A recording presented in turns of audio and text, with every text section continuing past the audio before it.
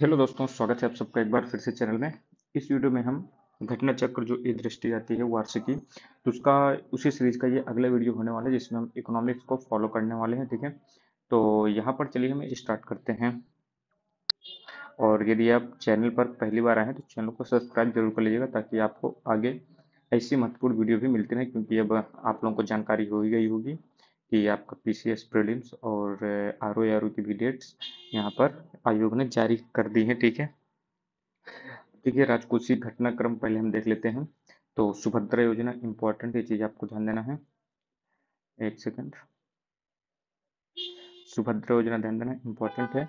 ये प्रधानमंत्री नरेंद्र मोदी ने कहाँ से स्टार्ट किया, तो उड़ीसा से इसका शुभारंभ जो कि किया गया है सुभद्रा योजना का, ये चीज आपको ध्यान देना है। और यह स्कीम जो है महिला केंद्रित सबसे बड़ी योजना है जिसके अंतर्गत 1 करोड़ से अधिक महिलाओं के शामिल होने की उम्मीद है, ये चीज ध्यान दीजिएगा।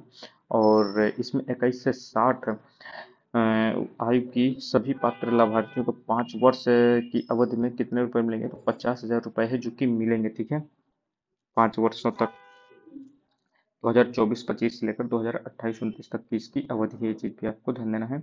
2 समान किस्तों में प्रतिवर्ष 10,000 रुपए की राशि सीधे लाभार्थी के आधार सक्षम और डीबीटी के माध्यम से भेजा जाएगा। ठीक, धनराशि का स्थानांतरण देखिए प्रत्येक वर्ष राखी पूर्णिमा जिस दिन आपका रक्षाबंधन होता है और इसी दिन किया जाएगा। और दूसरा आपका अंतर्राष्ट्रीय महिला दिवस जो 8 मार्च को होता है, ये चीज भी ध्यान दीजिएगा। इस दिन आपके 5,000 रुपए हैं जो कि 2 किस्तों में भेजा जाएगा। ठीक, अब यहाँ पर देखिए इस योजना का नाम किस आधार पर रखा गया है, तो देवी सुभद्रा के नाम पर रखा गया है जो कि भगवान जगन्नाथ की छोटी बहन थी, तो आपको जानकारी होनी चाहिए। अब देखिए केंद्रीकृत पेंशन भुगतान प्रणाली, ये देखिए यहाँ पर इसके प्रस्ताव को मंजूरी दे दी गई है। तो देखिए ये आपका स्टार्ट कब से होगा, तो 1 जनवरी 2025 से भारत के कहीं भी किसी भी बैंक की किसी भी शाखा के जरिए पेंशन पाना संभव हो जाएगा अब। तो यह प्रणाली देखिए पेंशन भुगतान आदेश पीपीओ को एक कार्यालय से दूसरे कार्यालय में स्थानांतरित करने की आवश्यकता के बिना ही पूरे भारत में पेंशन का वितरण सुनिश्चित करेगी, भले ही पेंशनभोगी अपना स्थान बैंक या शाखा बदल दे। ठीक, यह उनके लिए ज्यादा फायदेमंद रहने वाला है जो कि सेवानिवृत्ति के बाद अपने गृह नगर को चले जाते हैं, वहां पर जहां पर उनका अकाउंट है वहां पर बैंक नहीं, तो इस कारण से सभी बैंकों में ये सुविधाएं दी गई हैं। ठीक, केंद्रीय बजट 2024-25 की बात कर लेते हैं। देखिए एक आपका एक फिर से रिवीजन हो जाएगा, बाकी इसकी वीडियो आपको इसी चैनल पर मिल जाएगी। आप देखेंगे तो इसकी वीडियो बनी हुई है पहले से ही। तो यहाँ पर देखिए 23 जुलाई को निर्मला सीतारमण जी वर्ष 2024-25 का अनुमानित बजट है जो कि प्रस्तुत करती हैं। और देखिए बजट का साइज कितना रहता है, तो ये कितना है 48,02,512, एक चीज आपको ध्यान देना, 48.20 लाख करोड़ आपको ध्यान देना है। ठीक है, ये चीज आपको ध्यान देना है, 48.20 लाख करोड़ आपको ये राशि याद रखनी है। ठीक, वर्ष 2024-25 के लिए कुल प्राप्तियां भी कितनी अनुमानित की गई हैं, तो 48,20,512 की गई हैं। और इन प्राप्तियों की बात करें तो ऋण को इनमें से यदि निकाल दिया जाए जो लोन हम लेंगे उसके अलावा देखें तो कुल प्राप्तियां कितनी हैं, तो 32,07,200 है, ये चीज आपको ध्यान देना है, 32 लाख के आसपास है। तो लोन लगभग कितने का ले रहे हैं, तो 16 लाख के आसपास का हम लोन ले रहे हैं, बड़ा बड़ा। ठीक है, ये चीज आपको ध्यान देना है। अब देखिए केंद्र सरकार की कर प्राप्तियों की बात करें तो कर प्राप्तियां कितनी है जो टैक्स लेते हैं, तो 25 लाख के आसपास ये टैक्स है। ठीक, और इसमें आप देखेंगे ब्याज भुगतान हम लोग कितना करने वाले, जो हम प्रीवियस ईयर में जो पुराना हम लोगों ने वर्ल्ड बैंक से हो गया या आईएमएफ से हो गया या एशियन डेवलपमेंट बैंक से हो गया, इन सब से जो ब्याज वो लोन लेते रहते तो उनका ब्याज भुगतान देखिए 11.6 लाख करोड़, तो लगभग हमारा यही चला जाता है। ये कितना है देखिए राजस्व प्राप्तियों का 37.16%, तो आपका यही निकल जाता है, ये चीज आपको ध्यान देना है। यहाँ पर देखिए बजट को है 4 मुख्य समूहों पर ध्यान दिया गया है, अन्नदाता, गरीब, युवा और महिलाएं। इसकी 4 जातियां आपको याद रखनी है, पूछ सकता है, तो इसकी 4 जातियां, ये समूह 4 हैं। कौन कौन से, अन्नदाता हैं, गरीब यानी पुअर, यूथ हो गए और आपकी महिलाएं हो गई। प्रधानमंत्री गरीब कल्याण अन्न योजना जो है इसको 5 वर्ष की अवधि के लिए विस्तारित कर दिया गया है और ये 80 करोड़ रुपए से अधिक लोगों को लाभार्थी करने वाला काम करेगा। अब यहाँ पर देखिए बड़ा, मुझे तो ये योजना बड़ी मतलब एक सोचने पर विवश करती है। बताइए देश की जनसंख्या कितनी है, 140 करोड़ लगभग। 140 करोड़ में से 80 करोड़ लोगों को हम फ्री में अनाज दे रहे हैं, तो फ्री में अनाज देने का मतलब क्या है भाई, कि वो गरीबी रेखा से नीचे है, ये बहुत ही निम्न स्तर पर आते हैं। उसके बाद भी हम कहते हैं कि हमारा विकास हो रहा है, हम विकसित हो रहे हैं और हमारे देश में बेरोजगारी घट रही है। समझ में नहीं आ रहा कैसे बेरोजगारी घट रही है यदि 80 करोड़ लोगों को हम फ्री का भोजन दे रहे हैं। बजट को मुख्य रूप से रोजगार, कौशल प्रशिक्षण, एमएसएमई तथा मध्यम वर्ग पर विशेष रूप से केंद्रित करने की बात कही गई है। यहाँ पर देखिए प्रधानमंत्री की 5 योजनाएं हैं जो कि रोजगार, कौशल प्रशिक्षण और अन्य अवसरों की सुविधा उपलब्ध कराने के लिए इन्हें एक पैकेज की घोषणा की गई है। कितनी है? 5 योजनाएं। तो प्रधानमंत्री की इन 5 योजनाओं तथा पहलों के माध्यम से 5 वर्ष की अवधि में 4.1 करोड़ युवाओं को लाभ होगा। भाई साहब, 4 करोड़ लोगों को लाभ होने वाला है, जिसमें केंद्र का खर्चा कितना पड़ेगा? तो 2 लाख करोड़ लगभग जो पड़ेगा। अब देखिए बजट के बाद आपको यहाँ पर ये इंपॉर्टेंट है चीज आपको ध्यान देना है। सरकार द्वारा इस वर्ष शिक्षा, रोजगार तथा कौशल प्रशिक्षण हेतु 1.48 लाख करोड़ रुपए का है जो कि प्रावधान किया गया है। ये चीज भी आपको ध्यान देना है। अब बजट के देखिए मुख्य विषय भी आपको ध्यान देना है। रोजगार, कौशल प्रशिक्षण, एमएसएमई और मध्यम वर्ग। बजट की प्राथमिकता देख ले तो बजट की प्राथमिकता है आपकी 9 प्राथमिकताएं हैं। इस बार ये चीज आपको ध्यान देना है कौन कौन सी हैं।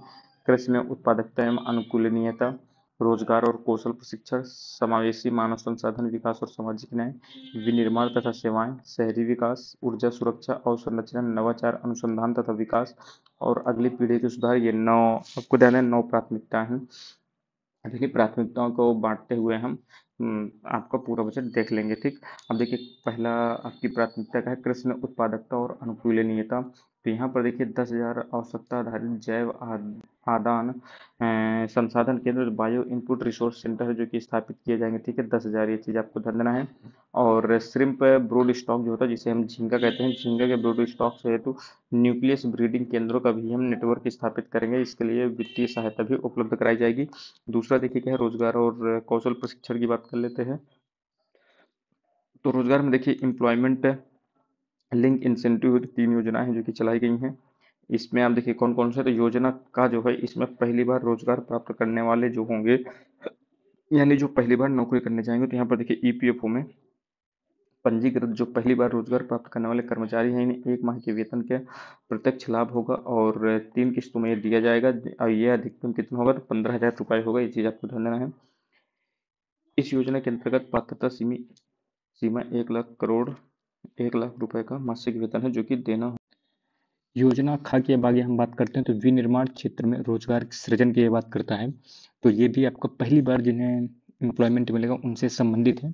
और यहाँ पर क्या होगा कि पहले जो 4 वर्ष होंगे इनमें अंशदान के लिए ईपीएफओ अंशदान के लिए कर्मचारी और नियोक्ता दोनों को इसमें प्रोत्साहन दिया जाएगा, यानी सरकार की तरफ से सहायता दी जाएगी। इसमें होगा क्या तो कि पहली बार जो रोजगार प्राप्त करने वाले होंगे उन 30 लाख युवाओं और उनके नियोक्ताओं को लाभ प्राप्त होने की इसमें आशा रहेगी। ठीक है।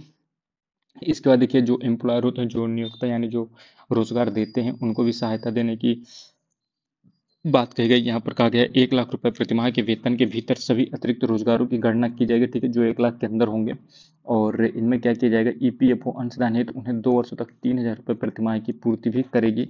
इसमें 50 लाख नौकरियों के सृजन की आशा की गई है सरकार के द्वारा। ठीक। सरकार संवर्धित निधि की बात करें तो गवर्नमेंट प्रोमोटेड फंड की गारंटी हेतु 7.5 लाख रुपए तक का ऋण की सुविधा भी उपलब्ध कराई जाएगी, जिसमें मॉडल कौशल ऋण योजना को संशोधित किया जाएगा। इसमें प्रतिवर्ष 25,000 छात्रों को है जो कि सहायता मिलेगी। और यहाँ पर यह भी ध्यान दीजिएगा, घरेलू संस्थानों में जो हायर एजुकेशन है इसके लिए 10 लाख रुपए तक का है जो कि लोन भी प्रोवाइड किया जाएगा।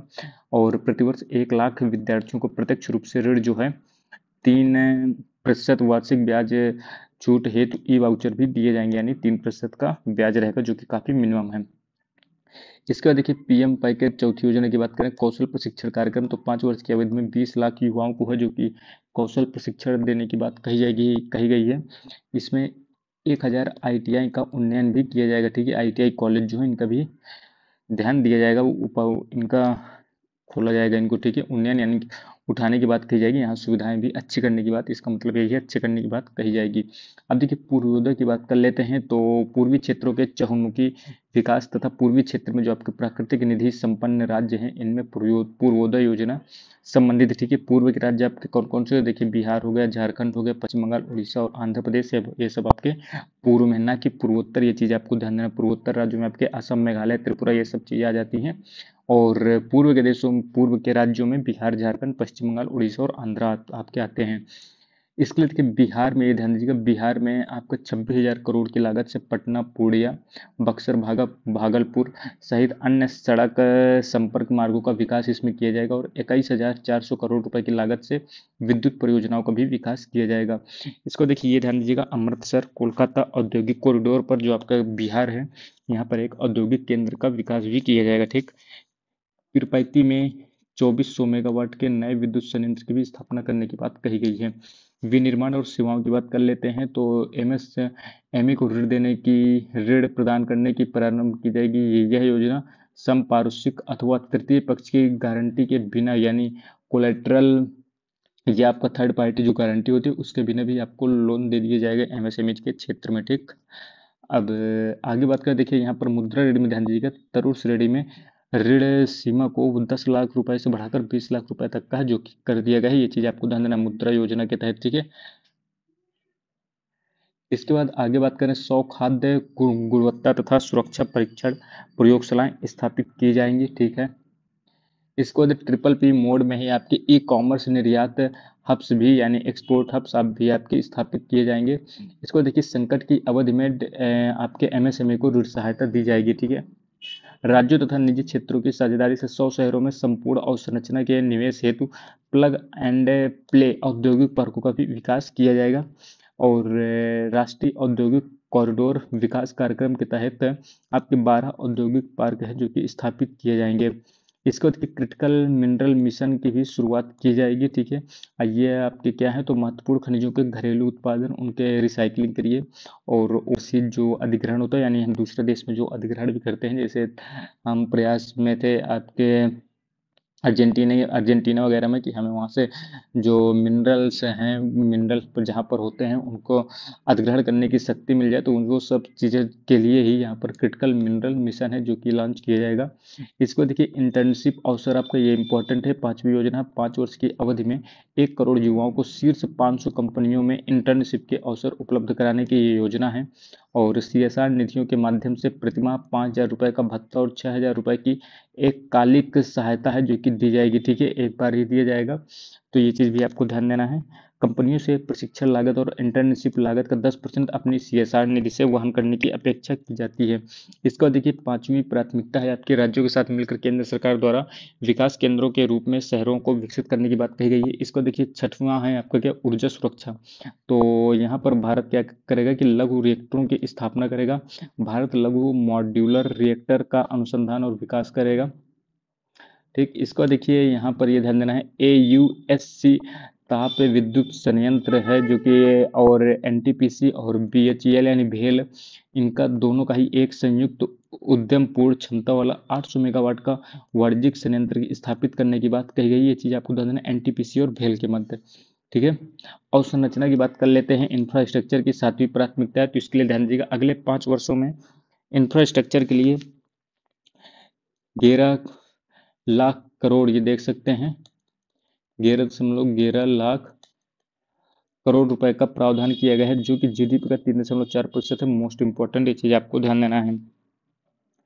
यहाँ पर देखिए, राज्यों को जो है दीर्घकालिक अवधि के लिए ब्याज मुक्त ऋण देने की बात की गई है। कितना, तो 1.5 लाख करोड़ रुपए तक का प्रावधान किया गया है जो कि ब्याज मुक्त रहेगा।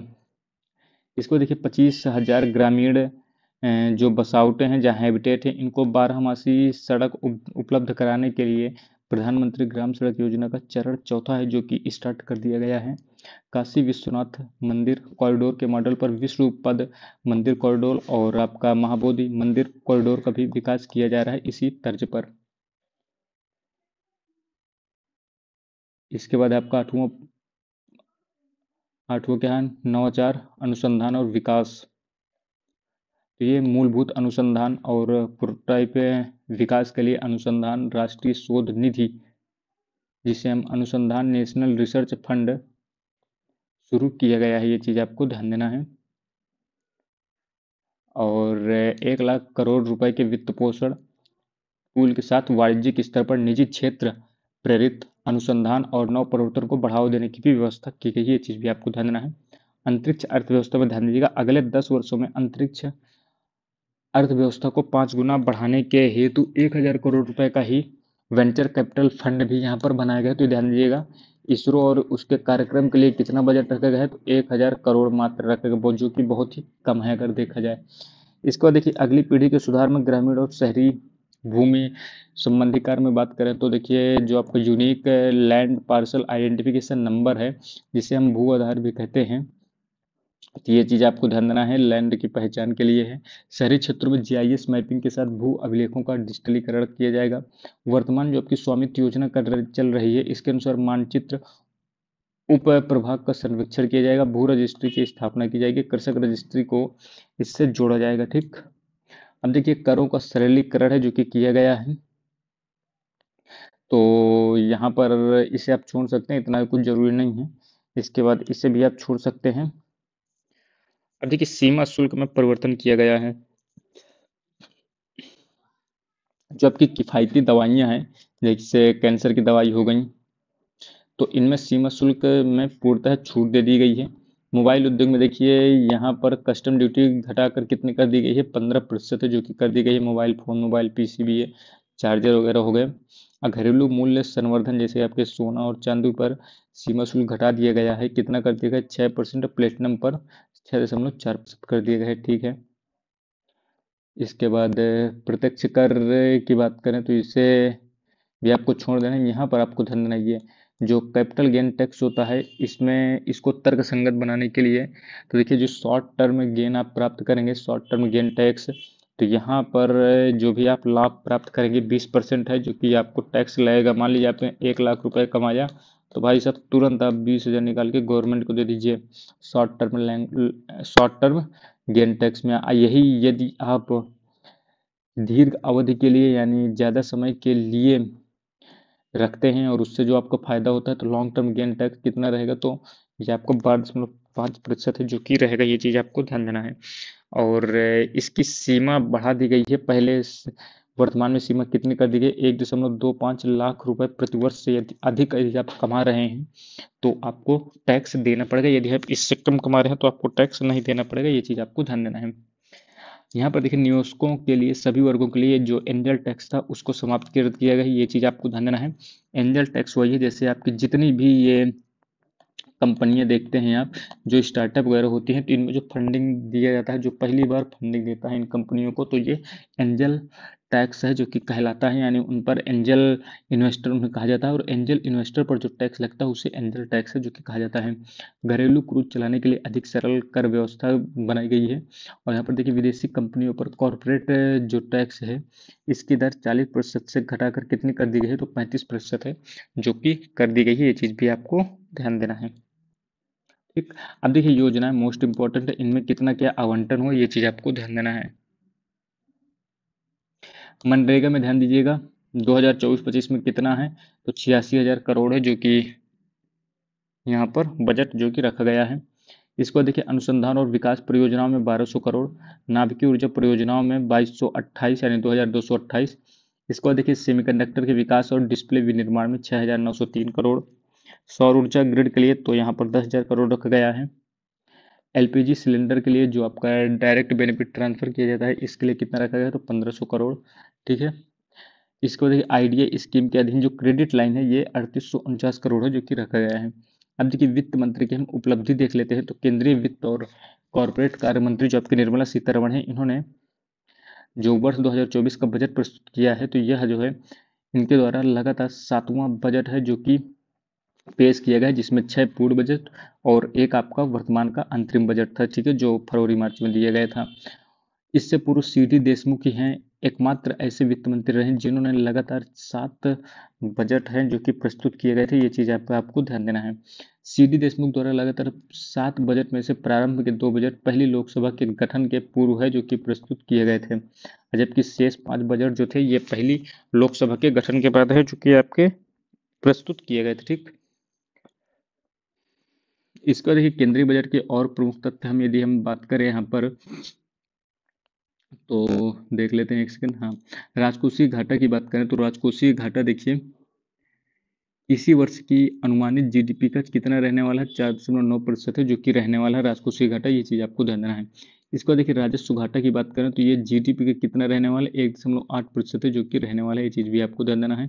इसको देखिए इफेक्टिव राजस्व घाटा की बात करें तो ये आपका कितना रहने वाला है, तो जीडीपी का 0.6% है जो कि अनुमानित रहने वाला है, ये चीज़ भी आपको ध्यान देना है। प्राइमरी घाटा की बात करें तो यहाँ पर आप देख सकते हैं जीडीपी का 1.4% है जो कि अनुमानित किया गया है। ठीक, ये आप देख सकते हैं। राजकोषीय घाटा, राजकोषीय घाटा, राजस्व घाटा, प्राथमिक घाटा, प्रभावी राजस्व घाटा। प्रभावी राजस्व घाटा से अब काफी अच्छे क्वेश्चन बनने लगे हैं। पहले राजकोषीय घाटा और राजस्व घाटा ही बस पूछा जाता था, लेकिन वर्तमान में देखा गया है विभिन्न एग्जामिनेशन में प्रभावी राजस्व घाटा भी पूछा जाने लगा है। तो यहाँ पर देखिए राजकोषीय घाटा आपका कितना है, तो 2024-25 में 4.9% है। इसके बाद राजस्व घाटा 1.8% है। इसके बाद प्राथमिक घाटा 1.4% है और प्रभावी राजस्व घाटा कितना है, 0.6% है। ठीक, कर प्राप्तियों के रुझान की बात करें, देखिए कर प्राप्तियों में देखिए आपका यहाँ पर बात करें तो प्रत्यक्ष कर, तो प्रत्यक्ष कर आप देखेंगे 24-25 में कितना है, तो 6.8% है। यानी इनकम टैक्स वगैरह भरने वाले जो प्रत्यक्ष कर आपको दिख रहे हैं तो वो काफ़ी ज़्यादा संख्या हो गई है और अप्रत्यक्ष कर से कम हो गई है। अब प्रत्यक्ष कर आप देखिए कितना है, तो मात्र 5% है। ठीक है, ये चीज़ आप देख सकते हैं। ये देखिए पहले ज़्यादा था 5.1, लेकिन वर्तमान में देखिए इनकम टैक्स तो आपको बढ़ रहा है यानी डायरेक्ट टैक्स से, लेकिन जो आपका क्या कहते हैं अप्रत्यक्ष कर हैं वो आपके कम हो रहे हैं। तो ये एक टेंशन की भी बात है, क्योंकि इनडायरेक्ट टैक्स बढ़ते हैं ना तो लोगों पर डायरेक्टली रुपये तो उन्हीं को देना पड़ता है लेकिन दिखता नहीं है। लेकिन इनकम टैक्स बढ़ना भी अच्छी बात है, लेकिन समस्या ये आती है कि जो कॉर्पोरेट टैक्स वगैरह है इन पर तो काफ़ी ज़्यादा छूट हो रही है, लेकिन इनकम टैक्स पर कोई भी सुधार नहीं हो रहा और ना ही उस अनुसार सुविधाएं भी मिल रही हैं। अब देखिए सकल कर राजस्व जीडीपी का कितना है, तो 11.8%, प्रत्यक्ष कर जीडीपी का 6.8% और अप्रत्यक्ष कर जीडीपी का कितना है, तो 5% है। ये चीज़ आपको ध्यान देना है। तो यहाँ पर देखिए सकल कर राजस्व जो आपको मिला है कितना मिला है 2024-25 के लिए, तो 38.40 लाख करोड़ है जो कि अनुमान रख किया गया है। प्रत्यक्ष कर देखिए 57% है, अप्रत्यक्ष कर 42.53% है। शीर्ष 3 कर राजस्व मोस्ट इंपॉर्टेंट है, तो सबसे ज्यादा हमें जो टैक्स है रेवेन्यू मिलता है कहाँ से मिलता है, तो सबसे पहले देखिए इनकम टैक्स मिलता है आयकर से 11.87 लाख करोड़। इसके बाद देखिए जीएसटी आपका आता है 10.62 लाख करोड़। इसके बाद देखिए आपका कॉर्पोरेट टैक्स आता है 10.20 लाख करोड़। बस यही समस्या की बात है, क्योंकि हमारे देखिए बात करें तो सबसे ज्यादा रुपया इन्हीं 102% लोगों के पास है जो कॉर्पोरेट घराने हैं। लेकिन देखिए इनसे टैक्स जो है तीसरे नंबर पर आ रहा है। सबसे ज़्यादा इनकम टैक्स से लोगों से लिया जा रहा है जो कि मिडिल क्लास से फैमिली से आते हैं और सामान्यतः गवर्नमेंट जॉब वाले या धंधा करने वाले होते हैं, तो उनसे सबसे ज़्यादा टैक्स जो कि वसूला जा रहा है। ये चीज़ एक समझने की बात है। यहाँ पर देखिए स्लैब आपको ध्यान देना है, तो यहाँ पर ये ध्यान दीजिएगा 1 2 3 4 5 6, यहाँ पर 6 स्लैब हैं टैक्स के। ये चीज़ आपको ध्यान देना है। ठीक है, 3 लाख तक 0% टैक्स लगेगा, 3 से 7 लाख के मध्य 5% टैक्स, इसके बाद 7 से 10 लाख के मध्य 10%, 10 से 12 15%, 12 से 15 20% टैक्स, और 15 लाख प्लस यदि आपकी इनकम है तो 30% टैक्स है जो कि आपको लगने वाला है। ठीक है, अब इसके बाद बात करें तो ये देख सकते हैं, ये भी आपका मोस्ट इम्पोर्टेंट है। देखिए पीएम पोषण में कितना बजट रखा गया है, तो 12,467 करोड़। इसको देखिए जल जीवन मिशन इंपॉर्टेंट 17,163 करोड़। प्रधानमंत्री आवास योजना ग्रामीण वाला तो 54,500 करोड़। प्रधानमंत्री ग्राम सड़क योजना 19,000 करोड़। पीएम किसान योजना 60,000 करोड़। प्रधानमंत्री आवास योजना जो शहरी है 30,171 करोड़। प्रधानमंत्री गरीब कल्याण अन्न योजना, तो यहाँ पर देखिए कितना रखा गया है, 2.05 लाख करोड़। ठीक है, इसके बाद देखिए प्रधानमंत्री आवास योजना ग्रामीण प्लस शहरी तो 84,000 करोड़ के आसपास। जल जीवन मिशन या राष्ट्रीय ग्रामीण पेयजल मिशन की बात करें तो 70,163। ठीक है, ये दोनों आपके मिक्स हैं, ये चीज आपको ध्यान देना है। अब देखिए समग्र शिक्षा में आपको कितना खर्च किया जा रहा है, 37,500 करोड़। ये चीज भी आपको ध्यान देना है। स्वच्छ भारत मिशन में 12,192 करोड़। प्रधानमंत्री फसल बीमा योजना ध्यान दीजिए 14,600 करोड़। राष्ट्रीय ग्रामीण आजीविका मिशन जिसे हम आजीविका मिशन भी कहते हैं, तो 15,000 करोड़ लगभग खर्च किया जाएगा। अब देखिए सब्सिडी की बात करें तो सब्सिडी बजट अनुमान कितना, बजट अनुमान 2024 में 42,08,422.67 करोड़ रुपए है। यहाँ पर देखिए खाद्य सब्सिडी की बात करते हैं और उर्वरक सब्सिडी की, तो देखिए खाद्य सब्सिडी आपका कितना है, तो इकाई दहाई सैकड़ा हजार 10,000 लाख, तो 20,05,250 करोड़ रुपए, यानी 47.91%। इसके अलावा उर्वरक सब्सिडी आपकी कितनी रहने वाली है, तो 1,63,999 करोड़ है। ठीक है, यहाँ पर 2.05 लाख करोड़ आसपास है। ठीक है, और यहाँ पर 1.63 लाख करोड़ है। ठीक है, एलपीजी सब्सिडी आपका 11,925.01 करोड़ रुपए है, और यूरिया सब्सिडी 11,899। ठीक है, जो कि 27.78% है। अब देखिए यहाँ पर मंत्रालय को कितना क्या रुपए दिया गया, किस मंत्रालय को सर्वाधिक मिला, तो सबसे ज्यादा रक्षा मंत्रालय को जो कि मिला है, कितना मिला है बजट, 6.21 लाख करोड़ यहाँ पर मिला है। ठीक है, 6,21,940 करोड़ है जो कि रक्षा मंत्रालय को मिला है। इसके बाद देखिए सड़क परिवहन एवं राजमार्ग मंत्रालय को मिला है 2.78 लाख करोड़। ध्यान दीजिएगा, रेल मंत्रालय को मिला है 2.55 लाख करोड़। उपभोक्ता मामले, खाद्य व सार्वजनिक वितरण मंत्रालय को 2.23 लाख करोड़, और गृह मंत्रालय को मिला है कितना, 2.19 लाख करोड़। ठीक है, ये चीज आपको ध्यान देना है। अब देखिए यहाँ पर बात करेंगे आर्थिक समीक्षा की। अब देखिए आर्थिक समीक्षा को पेश किसने किया है, तो आर्थिक समीक्षा को पेश किया था 22 जुलाई 2024 को। किसने पेश किया, तो निर्मला सीतारमण जी ने, जो कि पेश किया था। ठीक, और ये आपका ये ध्यान दीजिएगा 2023-24 को प्रस्तुत किया गया है। ठीक है, यानी आर्थिक समीक्षा जो होता है वो एक वर्ष पुरानी चीजों को दिखाता है। जैसे 2024 में है तो 2023 का जितना भी 2023 से 2024 का इकोनॉमिक ईयर था, इस पर क्या क्या चीजें हुई हैं, कैसे क्या हमारी देश की अर्थव्यवस्था रही, वो सब चीजें इसमें दिखाई जाती हैं। ठीक है, इसके बाद हम बात करें देखिए आर्थिक समीक्षा की, कि वित्त वर्ष 2024 में भारतीय अर्थव्यवस्था की वास्तविक वृद्धि दर कितनी रही है, तो 8.2% रही है।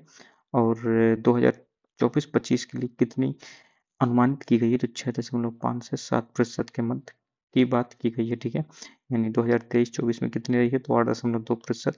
और 2024-25 जो आने वाला फाइनेंशियल ईयर है, इस पर कितनी उम्मीद है, तो 6.5 से 7% के मध्य में।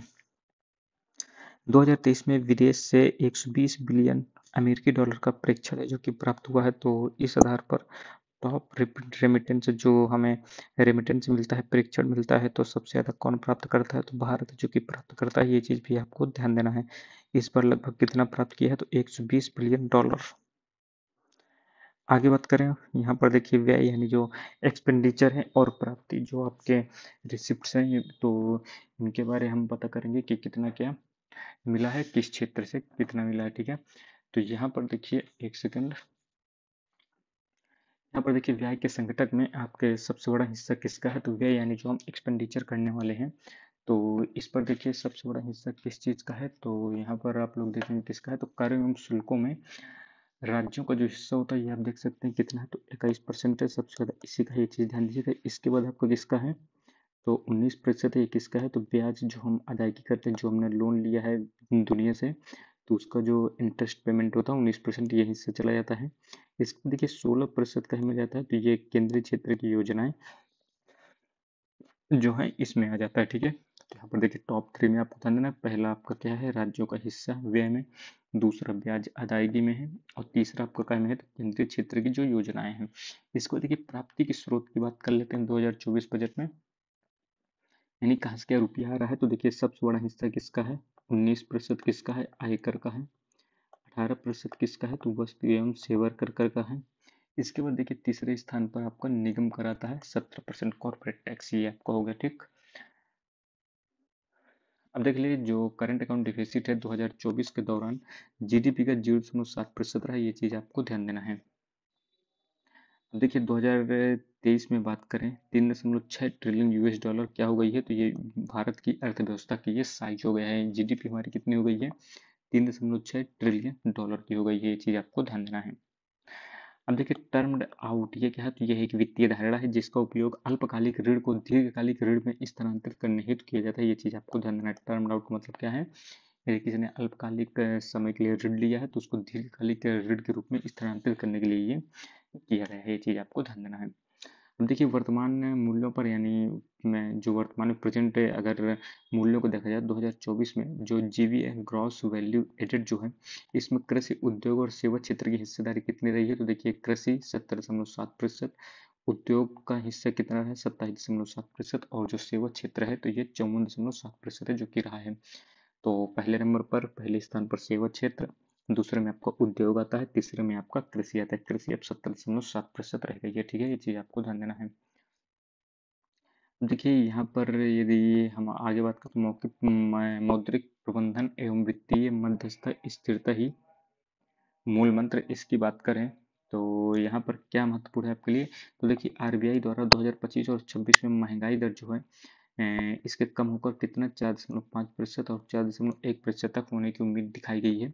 और आईएमएफ द्वारा भारत के लिए देखिए इन्फ्लेशन रेट कितना रखा गया है 2024 के लिए 4.6%, 2025 के लिए 4.2% है जो कि रखा गया है, जो कि दो प्लस माइनस, यहाँ पर दो नहीं, 4+-2 के अंडर में जो मॉनेटरी पॉलिसी ने स्थापित किया था कि 2% से लेकर 6% के अंदर ही आपकी इन्फ्लेशन रेट होना चाहिए, तो उसी के अंदर आता है, तो यानी अच्छी चीज़ है ये भारत के लिए।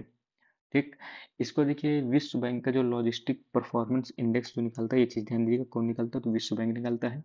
139 देशों की सूची निकली थी जिस पर 2023 में भारत के कौन से स्थान पर था, आ गया है तो 38वें स्थान पर आता है। वहीं 2018 में कौन से स्थान पर था तो ये 44वें स्थान पर आपका आता था भारत, एक चीज आपको ध्यान देना है। ठीक, अंकटाड के अनुसार वैश्विक प्रत्यक्ष विदेशी निवेश जो है, इन्वेस्टमेंट जो है, यहाँ पर देखिए 2023 में इन्वेस्टमेंट घटा है, ये चीज आपको ध्यान देना है। 2% से घटकर कितना हो गया तो 1.3 ट्रिलियन यूएस डॉलर जो कि हो गया है, जबकि 2022 में यही 1.4 ट्रिलियन यूएस डॉलर था, ये चीज आपको ध्यान देना है। ठीक, अब आगे बात करें हम, देखिए निर्यात प्रदर्शन की बात कर लेते हैं। तो वर्ल्ड मर्चेंडाइज जो एक्सपोर्ट होते हैं इनमें भारत का शेयर कितना है, तो देखिए 2022 में 1.8%, यानी 2021 से 2022 में कोई भी अंतर नहीं देखने को मिला है। और जो कमर्शियल सर्विसेज हैं इनमें देखिए 4.4% हो गए, यानी इसमें बढ़ोतरी देखी गई है, ठीक है, 4 से 4.4 हो गया है। वैश्विक वस्तुओं एवं सेवाओं के निर्यात में देखिए 2.4 है, जो कि ये भी हो गया है, ठीक है।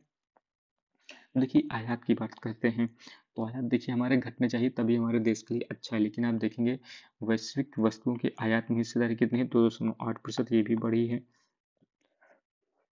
वैश्विक वाणिज्यिक सेवाओं के आयात में जो सर्विसेज है इनमें आयात में देखिए 3.5 से 4%, ये भी बढ़ा है। वैश्विक वस्तु एवं सेवाओं के आयात की हिस्सेदारी तो ये 3% हो गया है, जो कि 2.7% है, यानी ये भी चीज बढ़ी है, ठीक है। अब देखिए विश्व व्यापार में भारत की रैंक देख लेते हैं, इंपॉर्टेंट है। वस्तु निर्यात में वस्तु निर्यात में आपका वर्तमान में भारत 18वें स्थान पर है। वस्तु आयात करने में हम कौन से स्थान पर हैं तो 9वें स्थान पर है। सेवाओं के निर्यात में हम 7वें स्थान पर हैं, और सेवाओं के आयात में हम 8वें स्थान पर हैं, ठीक है। ये चीज ध्यान देखिए, वस्तु आयात करने में हम 9वें स्थान पर है, यही वस्तु निर्यात में भी यदि हम टॉप 10 में आ जाए तो काफी अच्छी खबर है, जो कि भारत के लिए रहेगी अर्थव्यवस्था के, लेकिन अभी वर्तमान में तो ऐसा कुछ नहीं दिख रहा है, ठीक है। अब देखिए मैंने आपको आर्थिक समीक्षा को लेकर अलग से वीडियो मैंने बना दी है, तो आप इन सब चीज़ों को वहाँ से भी कवर कर सकते हैं, ठीक है। ये चीज़ मैंने आपको ऊपर बताई है तो इसे आप छोड़ भी सकते हैं। यहाँ पर देखिए ये ध्यान दीजिएगा, भारत का बाह्य ऋण 2023 में और 2024 में क्रमशः कितना हो गया है, तो 624 बिलियन डॉलर कब था 2023 में, और 2024 में कितना हो गया है 663 बिलियन डॉलर के आसपास हो गया है। जीडीपी का जो है देखिए कितना प्रतिशत है, तो 18.7% है वर्तमान में। मान लीजिए 100 रुपए की हमारी जीडीपी है, इसमें 18.7 रुपए हमने कहाँ से लिए हैं तो लोन से लिए हैं, ये चीज आपको ध्यान देना, बाहर से ऋण लिया है, ठीक है। अब आगे बात करें और क्या आपके लिए महत्वपूर्ण है, इसे आप छोड़ सकते, इतना कोई महत्वपूर्ण चीज़ यहाँ पर ये ध्यान दीजिएगा। 31 मई 2024 तक स्थापित बिजली उत्पादन क्षमता में जो गैर जीवाश्म नॉन फॉसिल सोर्स जो होते हैं इनमें 45.4% तक पहुंच गई है, यानी आधे स्तर पर लगभग माना बिजली उत्पादन जो है ये गैर जीवाश्म स्रोतों से है, जो कि होने लगा है, ये चीज़ आपको ध्यान देना है। तो देखिए यहाँ पर ये ध्यान दीजिएगा, लेह में डेमचोक गांव जो है यहाँ पर 13,800 फीट की ऊंचाई पर स्थित है डेमचोक। तो यहाँ पर जल जीवन मिशन के तहत पहला नल जल कनेक्शन है जो कि दिया गया है, ये चीज आपको ध्यान देना है। कहाँ डेमचोक, जो कि लेह में पड़ता है।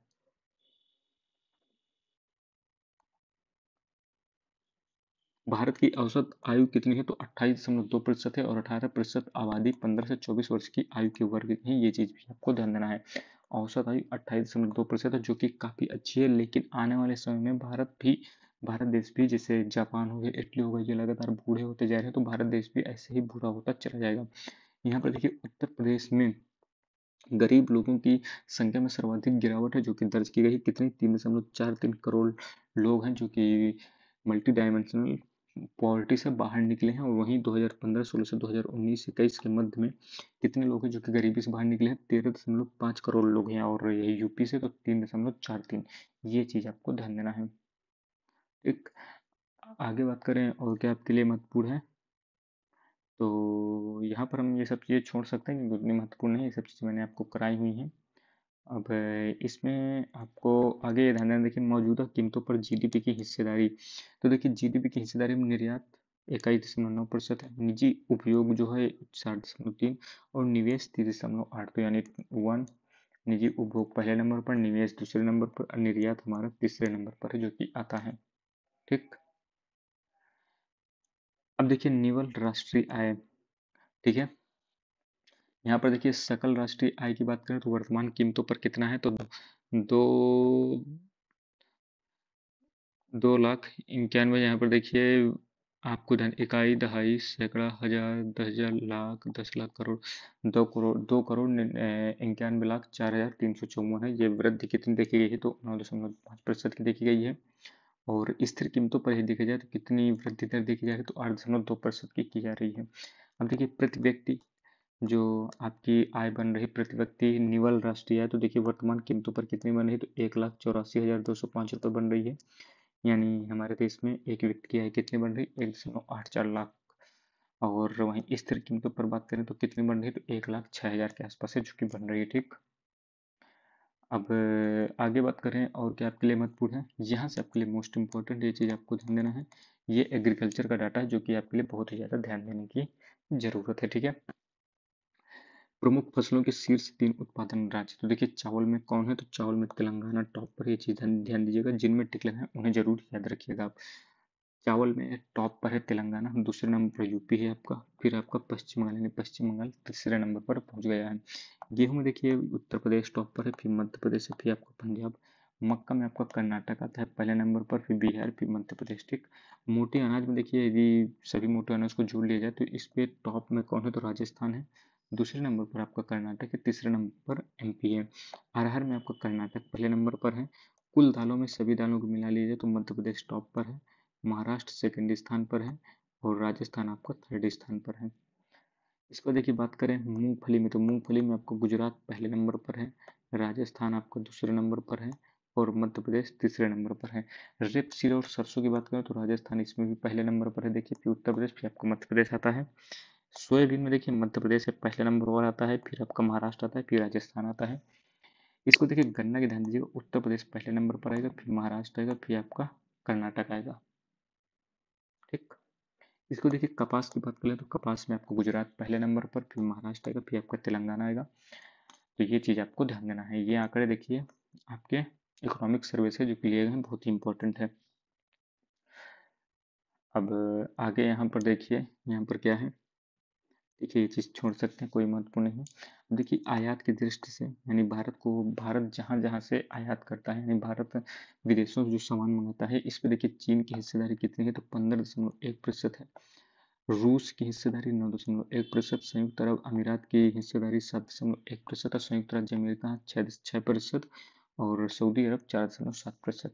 अब हम देखिए निर्यात की दृष्टि, यानी भारत किन्हें सबसे ज़्यादा बेचता है, तो देखिए भारत को सबसे ज़्यादा फायदा निर्यात से होता है, जहाँ भेज रहा है तो 70.7% है जो कि हम अमेरिका को भेज रहे हैं। ये बहुत ही फायदे की चीज़ें हैं और इसी पर डोनाल्ड ट्रंप अब क्योंकि प्रेसिडेंट बन गए हैं तो इसी पर ये वार करना चाहते हैं, या तो ये इसे घटाएंगे या तो फिर हमें ये बढ़ाना पड़ेगा, दो में से एक चीज़ होंगी। क्योंकि देखिए हम वहाँ से क्या मंगाते हैं कि मात्र 6% की चीज़ें मंगाते हैं, लेकिन देखिएगा वो आने वाले समय में ये परसेंटेज बढ़ेगा। देखिए संयुक्त राज्य अमेरिका से हम निर्यात करते हैं संयुक्त राज्य अमेरिका को 70.7%, संयुक्त अरब अमीरात को 8.2% की साझेदारी है, नीदरलैंड को हम 5.1% सामान है जो कि भेजते हैं। मानव विकास संकेतक की बात करें, देखिए जन्म के समय जीवन प्रत्याशा, इस पर देखिए 4 चीज़ें रहती हैं, 4-5 चीज़ें हैं जो कि संकेतक होते हैं। कौन कौन से? जन्म के समय जीवन प्रत्याशा जो है, और शिशु मृत्यु दर, और इसमें जन्म दर ली जाती है और मृत्यु दर। इन 4 हो गए। इसको देखिए कुल प्रजनन दर को भी लिया जाता है। अब देखिए जन्म के समय जो जीवन प्रत्याशा होती है, जन्म के समय बच्चों की जीवन प्रत्याशा में सर्वोच्च यानी जो शीर्ष राज्य है कौन कौन से, तो केरल है, ये चीज़ आपको ध्यान देना। फिसड्डी राज्यों में आपको उत्तर प्रदेश आता है, ये चीज़ आपको ध्यान देना है। तो शिशु मृत्यु दर में आगे बात करूँ तो न्यूनतम शिशु मृत्यु दर कहाँ देखा जाता है, तो मिजोरम में। अधिकतम आपको कहाँ देखा जाता है, तो मध्य प्रदेश में ही देखा जाता है। जन्म दर यानी जन्म दर कहाँ सर्वाधिक है, तो ये बिहार में है, ठीक है, 25.5। इसके बाद उत्तर प्रदेश 25.1। अंतिम स्थान किसे मिला है, तो गोवा को मिला है। मृत्यु दर की बात करें तो प्रति हजार व्यक्तियों में तो सर्वाधिक मृत्यु दर वाला राज्य कौन कौन सा है, तो छत्तीसगढ़ है। और न्यूनतम में आपका कौन सा है, तो दिल्ली एनसीटी एरिया, ठीक। कुल प्रजनन दर की बात करें तो सर्वाधिक बिहार का है, फिर उत्तर प्रदेश का, फिर आपका मध्य प्रदेश का आता है, और न्यूनतम किसका है, तो पश्चिम बंगाल तमिलनाडु का। ये चीज भी आपको ध्यान देना है।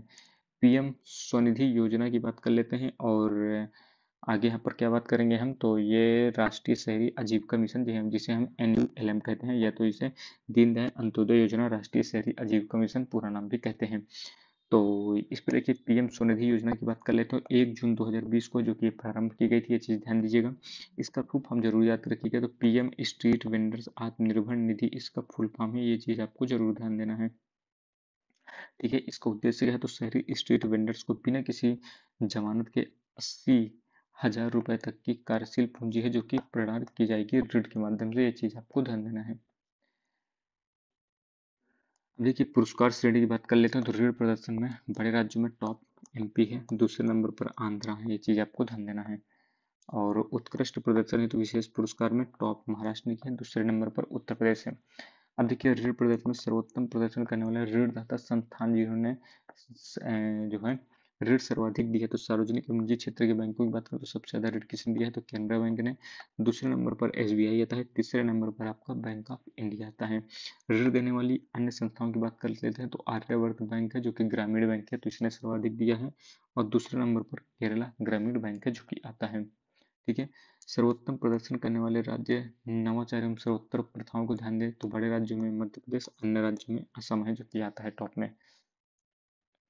पुरस्कार श्रेणी में सर्वोत्तम प्रदर्शन करने वाली ULB स्वनिधि से समृद्धि में उपलब्धियों की बात करें तो देखिए मेगा एवं मिलियन प्लस शहर की बात करें जिसमें 10 लाख से अधिक जनसंख्या होती है, तो वाराणसी नगर निगम आपका आता है इसमें, ठीक है। उत्तर प्रदेश का शहर है, बड़े शहरों में आपका 1 से जो 10 लाख के अंदर में होते हैं, तो इसमें झांसी नगर निगम उत्तर प्रदेश का आता है, ये चीज ध्यान दीजिएगा। दूसरे नंबर पर काकीनाडा नगर निगम आता है जो कि आंध्र प्रदेश का है, ठीक। इसको देखिए आयुष पर सर्वेक्षण की बात कर लेते हैं, तो 13 जून 2024 को राष्ट्रीय नमूना सर्वेक्षण के 19वें दौर के हिस्से के रूप में जुलाई 2022 में ये आयुष पर एक विशेष अखिल भारतीय सर्वेक्षण जो कि जारी किया गया है, ये चीज आपको ध्यान देना। इस सर्वेक्षण में अंडमान निकोबार द्वीप समूह के कुछ दुर्गम गांवों को छोड़कर पूरे देश को इसमें शामिल किया जाता है, ठीक है। ग्रामीण भारत में अरुणाचल प्रदेश को छोड़कर सभी राज्यों के केंद्र शासित प्रदेशों में आयुष के बारे में जागरूकता का स्तर 87% से 99% के आसपास है, ये चीज आपको ध्यान देना है, ठीक है। सभी राज्यों में पिछले 365 दिनों के दौरान बीमारियों के इलाज हेतु आयुष का उपयोग करने वाली आबादी का सर्वाधिक प्रतिशत आपको कहाँ देखने को मिलेगा, तो हिमाचल प्रदेश में, और सबसे कम कहाँ, तो गोवा में देखने को मिलेगा, ये चीज भी आपको ध्यान देना है, ठीक है। अगली न्यूज अब आपकी राष्ट्रीय आय हम देखते हैं 2023-24 की अंतिम जो अनुमान है उनको हम देख रहे हैं, तो यहाँ पर देखिए 2023-24 में बताया गया है कि वास्तविक सकल घरेलू GDP जो है आपकी रियल GDP में 8.2% की जो वृद्धि दिखाई गई है, ये ध्यान दीजिएगा, 8.2% की वृद्धि दिखाई गई है। वहीं 2022-23 में 7% अनुमानित थी, ये चीज आपको ध्यान देना, ठीक। वर्ष 2023-24 में जो आपका ग्रॉस वैल्यू एडेड है 7.2% की वृद्धि दिखाई है, यही आपका 2022-23 में कितनी थी, 6.7%, ठीक। बाकी ये सब चीज़ें आप छोड़ सकते हैं, कोई इतनी महत्वपूर्ण नहीं है। इन्हें भी आप छोड़ दिए, कोई ज़्यादा महत्वपूर्ण नहीं है आपके लिए। इसका देखिए उत्तर पूर्व परिवर्तनकारी औद्योगिकीकरण योजना 2024 आई है, तो ये उत्तर पूर्व के जो राज्य हैं उनके उद्योग के विकास और रोजगार सृजन के लिए ये केंद्रीय क्षेत्र की परियोजना है, ये चीज़ आपको ध्यान देना कहाँ की है, तो केंद्रीय क्षेत्र की है। और इसका उद्देश्य क्या है, तो लाभकारी रोजगार उत्पन्न करना जिससे क्षेत्र का समग्र सामाजिक आर्थिक विकास हो, ठीक। यह योजना जो है मैन्युफैक्चरिंग और सर्विस सेक्टर में भी उत्पादन जो है आर्थिक गतिविधियों का निर्माण करने का काम करेगी, ठीक। अब देखिए इसका फुल फॉर्म याद रखिएगा, उन्नति 2024 इंपॉर्टेंट है। तो इसका फुल फॉर्म क्या है? उत्तर पूर्व ट्रांसफॉर्मेटिव इंडस्ट्रियलाइजेशन स्कीम 2024। ये चीज आपको ध्यान देना है, ठीक। यह योजना 9 मार्च 2024 से स्टार्ट होगी, जो कि 8 मार्च 2034 तक लागू रहेगी। ये चीज भी आपको ध्यान देना है, यानी 10 साल तक चलेगी। अब आगे बात कर, देखिए WEIDE निधि की बात कर लेते हैं, इम्पोर्टेंट है। तो WTO वर्ल्ड ट्रेड ऑर्गेनाइजेशन ने और ITC जो आपका है, इसने 50 मिलियन US डॉलर की डिजिटल व्यवस्था को महिला निर्यातक निधि, जिसे हम वुमेन एक्सपोर्टर्स इन डिजिटल इकोनॉमी फंड को लॉन्च किया गया है 50 मिलियन US डॉलर के साथ। ये चीज आपको ध्यान देना है, ठीक है। और बस अब इतना याद रखिए कि बाकी आप छोड़ सकते हैं। भारतीय अंतरिक्ष क्षेत्र में 100% तक FDI की है जो कि अनुमति दी गई है। इम्पोर्टेंट है, चीज ध्यान दीजिएगा। और ये केंद्रीय मंत्रिमंडल की बैठक में 21 फरवरी 2024 को यह निर्णय लिया गया है। वर्तमान में FDI नीति को देखा जाए तो उपग्रहों की स्थापना और प्रचारण में केवल सरकारी अनुमोदन के मार्ग के जरिए ही FDI की अनुमति है। और प्रस्तावित सुधार क्या है? तो इसके तहत आंतरिक क्षेत्र में FDI नीति प्रावधानों को निम्न प्रकार से उदार बनाने की बात की गई, जैसे लिबरलाइज्ड एंट्री रूल बनाया जाएगा, और उपग्रह हो गए या प्रक्षेपण हो गए या संबंधित प्रणाली और प्रणालियों में भी FDI के लिए स्पष्टता प्रदान करने की बात की गई है।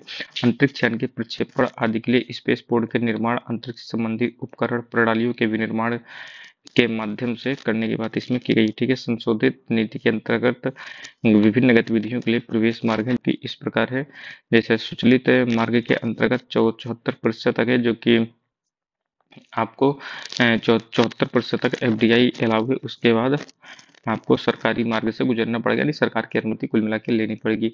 और स्वचालित मार्ग के अंतर्गत पहले कितना था? 49%। ये चीज आपको ध्यान, पहले 74% किया गया, उसके बाद 49% किया गया, और वर्तमान में कितना हो गया? 100% है, जो कि हो गया, ठीक। अब देखिए यूपी का बजट है, मोस्ट इंपॉर्टेंट है, ये चीज आपको ध्यान देना है, 2024-25 का है। ये पेश कब किया गया? ये चीज भी आपको ध्यान देना है, 5 फरवरी 2024 को। और देखिए बजट कितना है भारत यूपी का रहा है? तो 7,36,437 करोड़ रुपए। ये चीज आपको ध्यान देना, ठीक है। कुल मिला के आप इतना याद रखिए, 7,364 लाख करोड़। ये चीज आपको ध्यान देना, ठीक है। 107 लाख करोड़ कुल मिला के आप बराबर याद रख सकते हैं। इसमें देखिए कुल व्यय का अनुमान कितना है? तो कुल व्यय आप देखिए 5,32,655 करोड़ का है। और ये राजस्व लेखा है, और इसमें देखिए पूंजी लेखा, यानी पूंजी देखिए आपका कैपिटल एक्सपेंडिचर है, राजस्व आपका फिजिकल जो एक्सपेंडिचर होता है, ठीक है। तो यहाँ पर कितना है पूंजी, जो कैपिटल एक्सपेंडिचर है कितना है? तो 2,37,000, यानी काफी कम है। अगर आप देखेंगे राजस्व व्यय से, राजस्व व्यय कम होना चाहिए, पूंजी व्यय अधिक होना चाहिए, तभी आपका जो सस्टेन होता है, जो योजनाएं होती हैं या फिर राज्य सरकार के अंतर्गत जितने भी इंफ्रास्ट्रक्चर वगैरह आते हैं राज्य में, तो ये सब चीजें बेहतर होती हैं जब आप कैपिटल एक्सपेंडिचर में ज्यादा से ज्यादा खर्च करते हो, और फिजिकल में कम खर्च होता है। लेकिन यहाँ पर आप देख सकते हैं राजस्व में ज्यादा खर्च हो रहा है इस समय, ठीक है, आधे से ज्यादा है कुल मिला के। फिर और ये कैपिटल एक्सपेंडिचर उसका आधे से भी कम है। अब देखिए यहाँ पर राज्य में नई योजनाएं कितने की हैं? तो 24,863 करोड़ की नई योजना है। ये चीज आपको ध्यान दीजिएगा। और लेकिन यही आप देखेंगे पिछले वर्ष में कितना था? तो 32,721 करोड़ रुपए की नई योजनाएं शामिल थी। ये चीज भी आपको ध्यान देना है। यहाँ पर कथन से आपके कथन बनाकर क्वेश्चन पूछा जा सकता है। न्यूमेरिकल नहीं पूछेगा, न्यूमेरिकल वैल्यू नहीं पूछेगा, लेकिन आपसे यही पूछ सकता है सीधा कि योजनाओं में पिछले वर्ष के अपेक्षा में इस साल राज्य सरकार ने कम खर्च किया या अधिक खर्च करने का प्रयास करे, तो ये चीज आपको ध्यान देना है, ठीक है। मोटा मोटा आपके दिमाग में होना चाहिए कि इस बार योजनाओं पर कम रुपया खर्च हुआ। पिछले साल 32,000 करोड़ के आसपास, इस बार 24,000 करोड़ के आसपास। इसको देखिए उत्तर प्रदेश सरकार का बजट देख लेते हैं हम। तो बजट देखिए 2024-25 में 7,36,000 पहुंच गए। पिछले वर्ष 6,90,000 था, इसके पहले 6,15,000 थे। ये चीज आपको ध्यान देना है। अब देखिए बजट का आकार मैंने आपको बताया 7,36 लाख करोड़ है। 2023-24 के सापेक्ष में कितनी वृद्धि हुई है? तो 6,7% की हुई है, जिसमें राजस्व है आपका 5,33,000 करोड़ है, और पूंजीगत यानी कैपिटल एक्सपेंडिचर कितना है? 2 लाख 4,000 करोड़ है और पूंजीगत परिव्यय कितना है तो 1.55 लाख करोड़ है। प्राप्तियों की बात कर लेते हैं तो प्राप्तियां कितनी हुई हैं, तो कुल प्राप्तियां हुई हैं आपकी कितनी, 7.21 लाख करोड़। देखिए बजट हमारा कितना है, 7.36। तो बाकी रुपया कहाँ से आएगा, तो आपको ये ब्याज से आएगा, वो लोन से आएगा, ये चीज आपको ध्यान देना है। इन कुल प्राप्तियों में राजस्व प्राप्ति कितनी है, तो देखिए राजस्व प्राप्ति 6.07 लाख करोड़ है। पूंजीगत प्राप्तियां आपकी 1.14 लाख करोड़ है। ठीक है, ये चीज आपको ध्यान देना है। अब देखिए यहाँ पर कैपिटल आउटले में वृद्धि कितनी देखी गई है, तो कैपिटल यानी पूंजीगत है व्यय में बात करें तो 6.19% की देखी गई है। और वहीं रिवेन्यू सरप्लस की बात करें तो ये जीडीपी का 2.97%। ये चीज आपको ध्यान देना है, ये अच्छी बात है यूपी के लिए। अब आगे बात करें, देखिए ऋण देखिए कितना लिया है भारत से यूपी की गवर्नमेंट ने अभी तक, तो 8.17 लाख करोड़ रुपए है जो कि ऋण अभी तक हो चुका है, जो कि जीएसडीपी यानी ग्रॉस स्टेट डोमेस्टिक प्रोडक्ट, ये इसमें आपको परसेंटेज कितना बना है तो 32.7%, जो कि काफी ज्यादा है, ये चीज आपको ध्यान देना है। यानी 100 रुपए में से 32.7 रुपए है जो कि हमने लोन के माध्यम से लिया है, ये चीज आपको ध्यान देना है। अब देखिए यहाँ पर नई योजनाओं की बात कर लेते हैं, तो नई योजनाओं में युवा रोजगार सृजन और महिला सशक्तिकरण की बात की गई है, जिसमें घरेलू एवं विदेश में रोजगार के अवसर प्रदान करने की बात की जा रही है युवाओं को। राष्ट्रीय फैशन प्रौद्योगिकी संस्थान की स्थापना की जाएगी। 2 मेगा सरकारी आईटीआई की स्थापना और 69 आईटीआई का यहाँ पर उत्थान किया जाएगा। Sports science and injury centre की भी स्थापना की जाएगी। मुख्यमंत्री जो कन्या सुमंगला योजना मोस्ट इंपॉर्टेंट, कई बार एग्जाम में आ चुकी है। इसके अंतर्गत देखिए 15,000 रुपये जो पहले दिया जाता था, इसे अब 25,000 कर दिया गया। ठीक है, और वरिष्ठ नागरिक कल्याण कोष का गठन भी किया जाएगा। अभी आप देखिए इंफ्रास्ट्रक्चर की बात कर लेते हैं, तो जो बीडा है बुंदेलखंड इंडस्ट्रियल डेवलपमेंट अथॉरिटी का यहाँ पर गठन कर दिया गया है। और फॉर्च्यून 500 कंपनियों के लिए एफडीआई नीति है जो कि जारी की गई है 2023 की, और सेमीकंडक्टर नीति भी है जो कि जारी की गई है, ये चीज भी आपको ध्यान देना है। अनुसंधान और नवरचना की बात कर लेते हैं, इनोवेशन वगैरह की। तो इसमें देखिए सरकारी विभागों में एआई और अत्याधुनिक तकनीकों का उपयोग करने की बात की गई है। एआई सेंटर और उत्कृष्टता केंद्र की स्थापना करने की इसमें बात की गई है।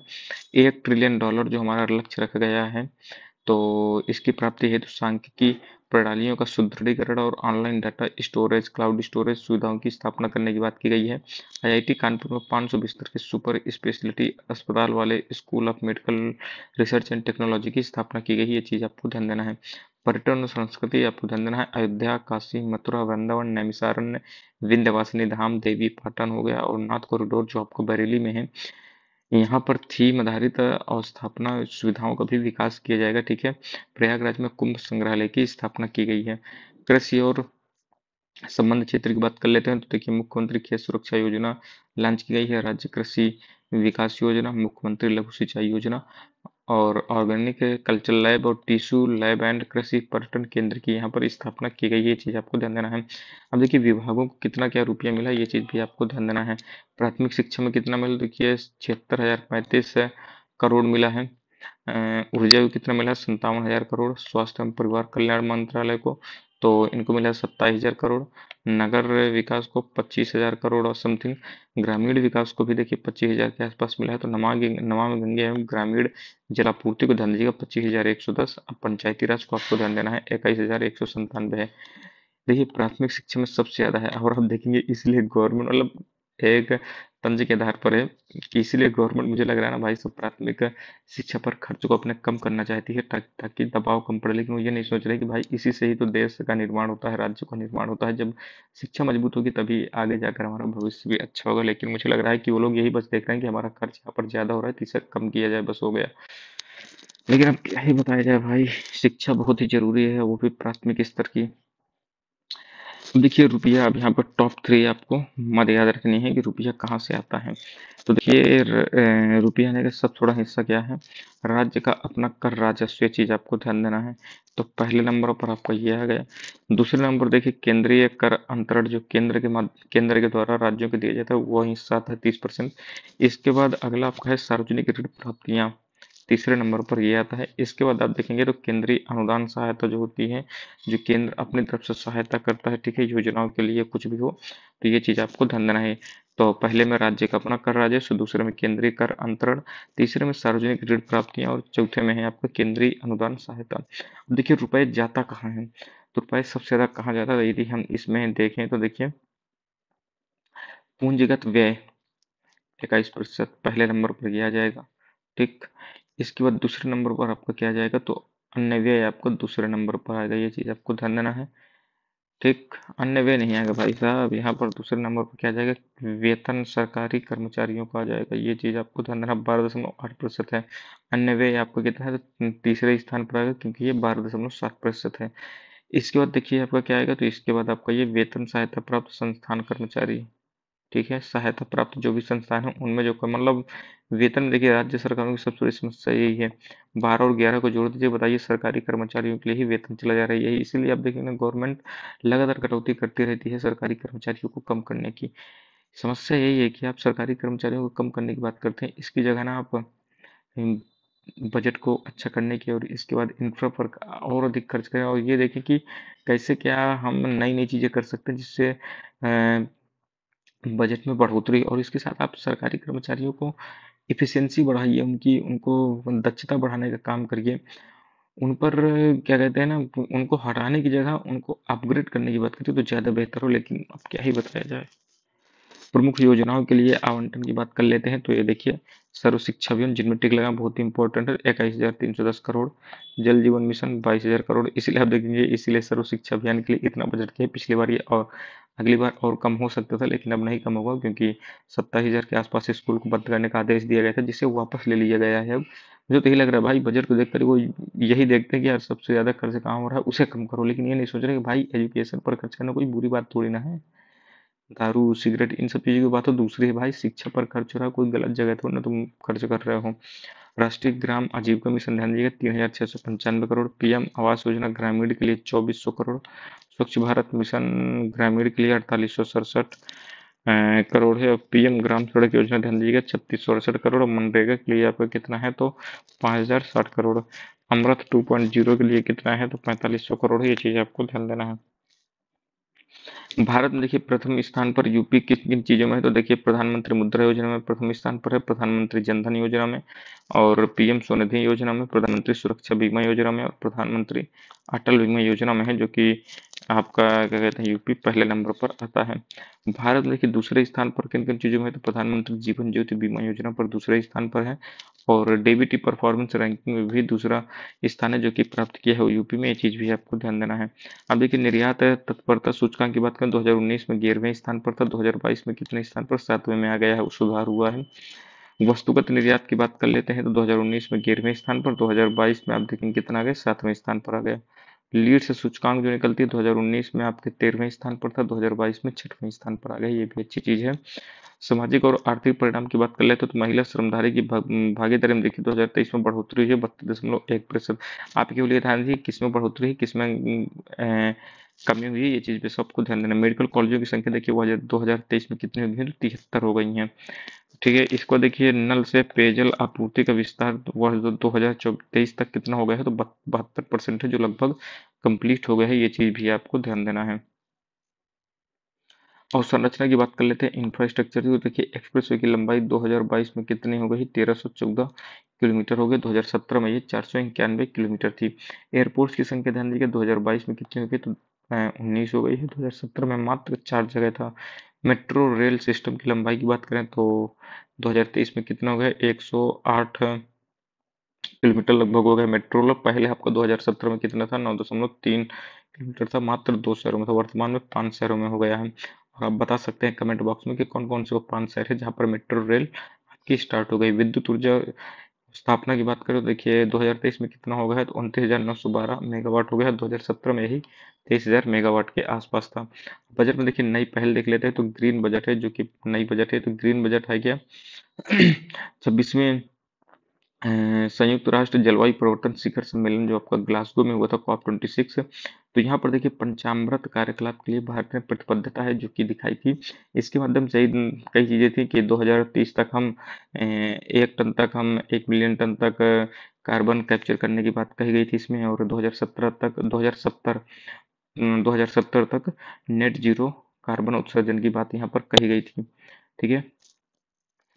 अब आगे बात करें, देखिए यहाँ पर ये ध्यान दीजिएगा राजकोषीय घाटा।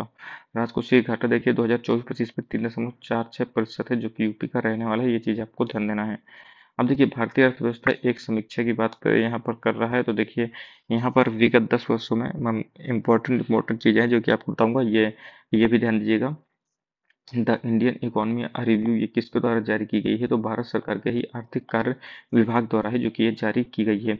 विगत 10 वर्षों में भारत विश्व की 10 सबसे बड़ी अर्थव्यवस्था में 5वीं अर्थव्यवस्था है जो कि बन गया है, ये चीज भी आपको ध्यान देना है। ठीक है। आज़ादी के बाद की बात करें तो पहले 67 वर्षों में कितने हवाई अड्डे थे, तो 74 हवाई अड्डे थे। वर्तमान की बात करें तो यह संख्या लगभग दुगनी हो जाएगी, यानी 7 दूनी 14, 148 के आसपास, यानी 150 आसपास पहुंच रही है। वर्ष 2014 में उच्च शिक्षा के लिए कुल नामांकन कितना था, 3.4 करोड़ था, जो कि 2023 में बढ़कर 4.1 करोड़ है जो कि हो गया है। मान्यता प्राप्त स्टार्टअप की संख्या 2016 में 452 थी जो कि 2023 में 98,000 प्लस है जो कि पहुंच गई है। जो ग्रॉस वैल्यू एडेड है इसमें देखिए सर्विसेज की हिस्सेदारी देखेंगे 2014 में आपकी 51.1% थी जो कि 2024 में 54.6% हो गई, ये चीज आपको ध्यान देना है। पहले नंबर पर सर्विस सेक्टर आ रहा है, दूसरे नंबर पर आपका मैन्युफैक्चरिंग आ रहा है, और तीसरे नंबर पर आपका एग्रीकल्चर है जो कि पहुंच गया है, ये चीज भी आपको ध्यान देना है। ठीक है। अब देखिए 16वां वित्त आयोग की बात कर लेते हैं, तो 31 दिसंबर 2023 को संविधान के अनुच्छेद 280(1) के तहत 16वां वित्त आयोग का गठन किया गया है। इसके देखिए हेड कौन है, तो अरविंद पनगड़िया बनाए गए हैं। अरविंद पनगड़िया को ध्यान दीजिएगा 2015 में नीति आयोग के प्रथम उपाध्यक्ष भी हैं जो कि चुना गए थे, ये चीज भी आपको ध्यान देना है। अब वर्तमान में नीति आयोग के उपाध्यक्ष कौन है, तो सुमन बेरी हैं, ये चीज भी आपको ध्यान दीजिएगा। और 16वें वित्त आयोग के जो सचिव नियुक्त किए गए हैं तो कौन है, ऋत्विक रंजन पांडे हैं, ये चीज भी आपको ध्यान देना है। 16वां वित्त आयोग देखिए ये ध्यान दीजिएगा 1 अप्रैल 2026 से शुरू होने वाला है और 5 वर्षों की अवधि को कवर करते हुए 31 अक्टूबर 2025, यहाँ ये गलत लिखा हुआ 2000, ये 31 अगस्त, एक सेकंड, सही है, माफ कीजिएगा। यहाँ पर देखिए रिपोर्ट है इसे सौंपना है, ये चीज आपको ध्यान देना है। इनको रिपोर्ट देखिए 31 अक्टूबर 2025 तक है जो कि सौंप देना है। आएगी इनका, यानी अवधि कब शुरू होगी, तो 1 अप्रैल 2026 से 2031 तक रहेगा, मतलब इस कालखंड के लिए ये रिपोर्ट सौंप देंगे 31 अक्टूबर 2025 तक। ठीक। 29 नवंबर 2023 को प्रधानमंत्री नरेंद्र मोदी की अध्यक्षता में 16वें वित्त आयोग की जो है गठन कर दिया गया था। ठीक है, बातें कही गई थी। 16वें वित्त आयोग की सिफारिशें केंद्र सरकार द्वारा स्वीकार किए जाने पर 1 अप्रैल 2026 को शुरू होने वाली 5 वर्ष की अवधि के लिए आच्छादित करेगी। आयोग के 4 सदस्य हैं, ये चीज आपको ध्यान देना है। कौन कौन है, देखिए Ajay Narayan Jha, Annie George Mathew, Manoj Panda और डॉक्टर सौम्या कांति घोष हैं। ठीक है, 4 सदस्य हैं, ये चीज भी आपको ध्यान देना है। उल्लेखनीय बात यह है कि पूर्व में डॉक्टर निरंजना जो है आपकी निरंजना राजाध्यक्ष को 16वें वित्त आयोग के पूर्णकालिक सदस्य के रूप में नियुक्त किया गया था, लेकिन बाद में इन्हें हटा दिया गया। ये देख सकते हैं व्यक्तिगत कारणों के चलते उन्होंने जिम्मेदारी लेने से मना कर दिया था। ठीक है। अप्रैल 2024 में राजाध्यक्ष के स्थान पर मनोज पांडा को है जो कि यहाँ पर शामिल किया गया है, ये चीज आपको ध्यान देना है। अगला आपका क्या है, प्रमुख नीतिगत दस्तावेज और घटनाक्रम है जो कि हम देखने वाले हैं यहाँ से।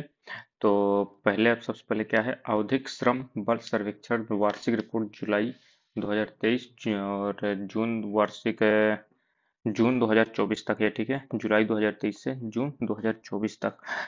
तो इसमें देखिए इंपॉर्टेंट चीजें क्या है जो आपको ध्यान देनी है, तो इसमें देखिए ये ध्यान दीजिएगा जो सामान्य स्थिति में 15 वर्ष और अधिक उम्र के लोगों के लिए जो श्रमिक जनसंख्या अनुपात है, वर्क पॉपुलेशन रेशियो, तो जुलाई 2023 और जून 2024 के दौरान 58.2% था। ठीक है, तो पुरुष इसमें कितने हैं, तो 76.3% है, और महिलाओं की यदि बात करें तो कितनी प्रतिशत है, 40.3% है। ठीक है। अब देखिए ग्रामीण और शहरी दोनों की बात कर लेते हैं, तो सभी उम्र के लोगों में बेरोजगारी दर की बात करें बेरोजगारी दर काफ़ी ज़्यादा कम हो गई भाई साहब, वो अलग बात है, आपको नौकरी नहीं मिल रही है। 2023-24 में पुरुष की कितनी है? 3.2%। महिला की है 3.1, यानी महिलाओं की कम है, और उन दोनों को मिला लिया जाए तो कितनी है? 3.2%। ठीक है। इसके बाद देखिए सबसे ज़्यादा बेरोजगारी कहाँ है? तो गोवा में ही, ये चीज़ आपको ध्यान देना। सबसे कम बेरोजगारी आपके मध्य प्रदेश में है। भाई साहब ये आंकड़े देख के ना हंसी आती है, क्या ही बताया जाए। मतलब मध्य प्रदेश में सबसे कम बेरोजगारी है। उत्तर प्रदेश और बिहार दोनों में बेरोजगारी कितनी है? तो 3% है। उत्तर प्रदेश में भी काफ़ी कम है, ना के ही बराबर है। वो अलग बात है, आपको नहीं मिल रही नौकरी।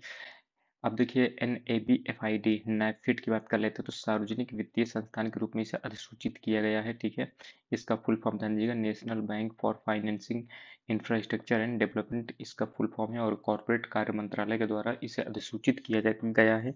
यह एक प्रकार का सार्वजनिक वित्तीय संस्थान है, ये चीज़ आपको ध्यान देना है। केंद्र सरकार ने RBI के परामर्श से जो कंपनी अधिनियम है आपका 2013, इसकी धारा 2 की शक्तियों का प्रयोग करते हुए नाफेड को सार्वजनिक वित्तीय संस्थान के रूप में अधिसूचित है, जो कि कर दिया। ये चीज आपको ध्यान रखना, यह एक विशेष प्रकार का वित्त संस्थान है। इसकी स्थापना ध्यान दीजिएगा कब हुई थी? 2021 में हुई थी। इसे अब सार्वजनिक वित्तीय संस्थान के रूप में अधिसूचित कर दिया गया है, ये चीज आपको ध्यान देना है। देखिए फेस के बारे में देख लें, तो फेस क्या है आखिर ये? तो देखिए फेस का फुल फॉर्म तो पहले ध्यान दीजिएगा, ये RBI द्वारा इसे स्टार्ट किया गया है। ये है क्या? तो fintech association for consumer environment empowerment. ठीक है। Fintech association for consumer empowerment, ये आपको फिनटेक के क्षेत्र में एक सेल्फ रेगुलेटरी ऑर्गेनाइजेशन है, ये चीज़ आपको ध्यान देना है। इसे मान्यता दी गई है RBI के द्वारा। यह SRO यानी स्वयं नियामक संगठन है। ये नियमित नीति संवादों के माध्यम से खुली बातचीत की सुविधा प्रदान करता है, और फिनटेक के नियामक अपेक्षाओं और प्राथमिकताओं के बारे में सूचित करने में हम सक्षम बनाता है। ठीक है। 2024 में RBI ने फिनटेक उद्योग में SRO की स्थापना के लिए रूपरेखा को भी तैयार किया। ठीक है। ये चीज़ आपको ध्यान है, तभी इसकी स्थापना की गई है। देखिए मौद्रिक नीति की बात कर लेते हैं। MPC monetary policy committee. ठीक है। मॉनेटरी पॉलिसी कमेटी की बात करें तो देखिए इसके अध्यक्ष कौन होते हैं? तो गवर्नर होते हैं रिजर्व बैंक के। तो इनके मतलब देखिए बैठक हुई है। तो MPC द्वारा देखिए जो ये निर्णय लिया गया है, मौद्रिक नीति वक्तव्य के तहत यह निर्णय लिया गया है कि चल निधि समायोजन सुविधा, जिसे हम लिक्विडिटी एडजस्टमेंट फैसिलिटी कहते हैं, इसके तहत नीतिगत जो रेपो रेट के पूर्व के स्तर है 6.50 को वही रखा गया है। ठीक है। रेपो रेट को 6.50 रखा गया है, ये चीज़ आपको ध्यान देना है। और जो SDFR है आपका स्टैंडिंग डिपॉजिट फैसिलिटी रेट, ये 6.25% है। और आपको जो MSF है मार्जिनल स्टैंडिंग फैसिलिटी, ये कितना रखा गया है? 6.7%। बैंक दर आपकी कितना है? तो 6.75। ठीक है। बैंक दर आपकी ज़्यादा है 6.75, और बात करें रेपो रेट की तो ये 6.50 है। इन दोनों को जरूर ध्यान दीजिएगा। SLR और CRR की बात करें तो CRR कितना है? तो 4.5 है, और SLR कितना है? तो 18%। ये चीज़ ध्यान दीजिएगा। ठीक है। और वास्तविक GDP देखिए, मौद्रिक नीति जो RBI के द्वारा जारी की गई है, तो वास्तविक GDP 2024-25 के लिए कितनी वृद्धि दर बताई गई है? तो 7.2% है, जो कि बताई गई है। ये चीज़ भी आपको ध्यान देना है।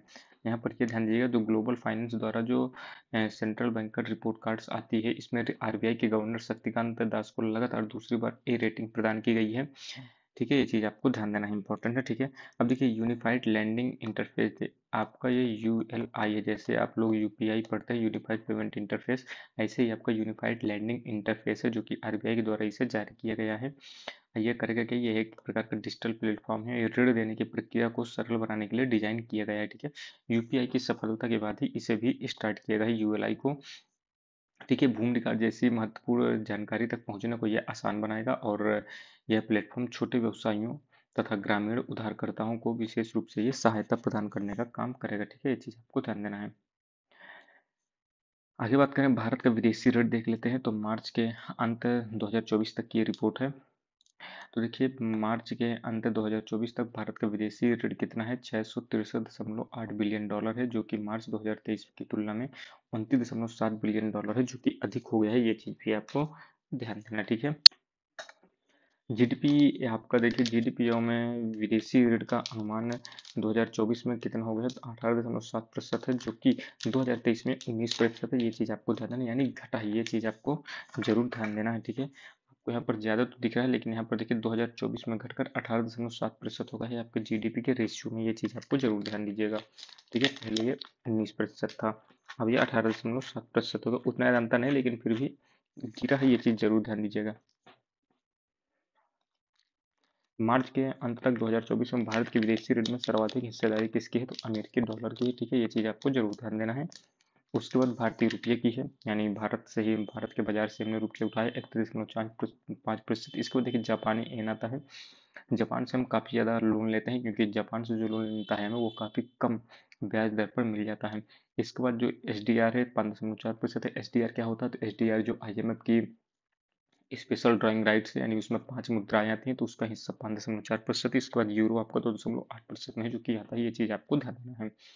ठीक है, बाय ऋण देखिए, बाय ऋण की बात करें तो बाहर से जो हमने ऋण लिया है वो 33.4% हिस्सेदारी के साथ लोन में हमारा सबसे बड़ा घटक है जो कर निकल कर आता है। ठीक है, अब देखिए पारिवारिक उपभोग व्यय सर्वेक्षण 2022-23, ये भी आपका इंपॉर्टेंट है। तो ये 7 जून 2024 को सांख्यिकी एवं कार्यक्रम कार्यान्वयन मंत्रालय द्वारा इसे जारी किया गया है। ठीक है, और देखिए यहाँ पर बात करें औसत व्यय प्रति व्यय, ये ध्यान दीजिएगा, जो अनुमानित औसत मासिक प्रति व्यक्ति उपभोग है, जो आपका एक्सपेंडिचर है, तो ग्रामीण भारत में कितना है? तो 3773 रुपये, यानी महीने में ग्रामीण में 3773 रुपये है जो कि मात्र खर्च करते हैं।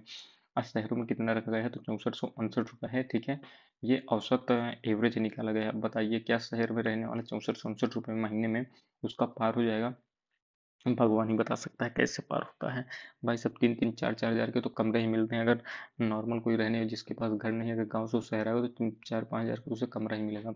और ये कैसे 6400 रुपये में कह रहे हैं पता ही नहीं, लेकिन फिर भी आपको ये याद रखना है। ठीक है, देखिए 2011-12 की तुलना में जो ग्रामीण में 164% की बढ़ोतरी हुई है और शहरी स्तर पर 146% की। इसका मतलब यही है ग्रामीण स्तर में महंगाई ज़्यादा बढ़ी है, जो कि एक निगेटिव बात है, ये चीज़ आपको ध्यान देना। अब देखिए प्रवाह पोर्टल की बात कर लेते हैं। तो प्रवाह पोर्टल RBI के द्वारा है, जो कि इसे शुभारंभ किया गया है। प्रवाह को फुल फॉर्म ध्यान दीजिएगा, platform for regulatory application validation and auto horizon है, ये चीज़ आपको ध्यान देना है। इसके साथ ये क्या करने वाला है, आपकी 2 अन्य प्रमुख पहल भी स्टार्ट की जाएंगी, रिटेल डायरेक्ट मोबाइल ऐप और फिनटेक रिपोजिटरी का भी शुभारंभ इसके माध्यम से किया गया। ठीक है, प्रवाह है क्या? तो यह एक सुरक्षित और केंद्रीकृत वेब आधारित पोर्टल है। इसके माध्यम से कोई भी व्यक्ति या संस्था भारतीय रिजर्व बैंक को प्रस्तुत किसी भी संदर्भ में प्राधिकार लाइसेंस और विनियामक अनुमोदन प्राप्त कर सकता है। ठीक है, प्रवाह पोर्टल जो है किसी भी व्यक्ति या संस्था के लिए विभिन्न विनियामक अनुमोदन है तो सहज तरीके से ऑनलाइन आवेदन करने की सुविधा प्रदान करेगा। ठीक है, प्रणालीगत रूप से महत्वपूर्ण घरेलू बैंकों की सूची यहाँ पर निकली है। तो इसमें देखिए बात करें तो SBI, HDFC और ICICI बैंक की पहचान प्रणाली रूप से महत्वपूर्ण घरेलू बैंक के रूप में जारी कर रहे हैं। ठीक है, यहाँ पर बात करें भारतीय रिजर्व बैंक ने वर्ष 2015-2016 में क्रमशः SBI और ICICI बैंक को प्रणालीगत रूप से महत्वपूर्ण घरेलू बैंक है जो कि घोषित किया था। ठीक है, 2015-16 में। 2017 तक बैंकों से एकत्र आंकड़ों के आधार पर SBI, ICICI बैंक और HDFC बैंक को भी DSIB घोषित किया गया है। DSIB का मतलब यही है, देखिए इंपॉर्टेंट बैंक है जो घरेलू बैंक में आपके आते हैं। ठीक है, 2023-24 की बात करें तो SBI, HDFC और ICICI बैंक है जो कि महत्वपूर्ण घरेलू बैंक के रूप में आते हैं, ये चीज़ आपको ध्यान देना है। उत्तर प्रदेश ड्रोन संचालन सुरक्षा नीति 2023, तो इसके निम्नलिखित बिंदु हम देख लेते हैं। तो ड्रोन पंजीकरण है, तो ड्रोन पोर्टल का जो कि संचालन किया गया है राज्य सरकार के नोडल विभाग एवं राज्य सरकार के राज्य नोडल अधिकारी के द्वारा विनिश्चय किया जाएगा। ड्रोन नियम 2021 के नियम 24 के तहत अस्थायी रेड जोन घोषित करने संबंधी प्राधिकार की अवधारणा की गई है कि अगर कहीं पर ये होगा जो सेंसिटिव एरिया होगा वहाँ पर आप ड्रोन नहीं उड़ा सकते हैं, और अगर उड़ाएंगे तो आपको वहाँ पर क्या कहते हैं कुछ ना कुछ आपके ऊपर कार्रवाई भी की जा सकती है। ठीक है, ऐसे ऐसे जगह जहाँ पर सेंसिटिव एरिया हो उसे रेड जोन है जो कि घोषित किया जाएगा अधिकारियों के द्वारा। नियमों के उल्लंघन करने पर शास्ति आरोपित हेतु प्रतिकार तथा जो आपका जनपद स्तर पर नोडल अधिकारी है इसकी नियुक्ति और इसके पर्यवेक्षण हेतु जनपद और राज्य स्तरीय समितियों का जो कि है गठन किया जाएगा। ठीक है, ये चीज़ आपको ध्यान देना है। इस नीति के लागू होने पर प्रदेश में बिना किसी अनुमति के कोई ड्रोन उड़ान नहीं भर सकेगा, ये चीज़ आपको ध्यान देना। ड्रोन का पंजीकरण कराना भी अनिवार्य होगा। थाना स्तर पर ड्रोन का पूरा विवरण है जो कि दर्ज होगा, ये चीज़ ध्यान दीजिएगा। भारत का पहला UPI ATM, ये चीज़ ध्यान दीजिएगा, भारत का पहला UPI ATM इसे जापान में स्थित जापान की जो कंपनी हिटाची लिमिटेड, इसकी सहायक कंपनी हिटाची पेमेंट सर्विसेज के द्वारा इंडिया का पहला UPI ATM है जो कि अनावरण किया गया है।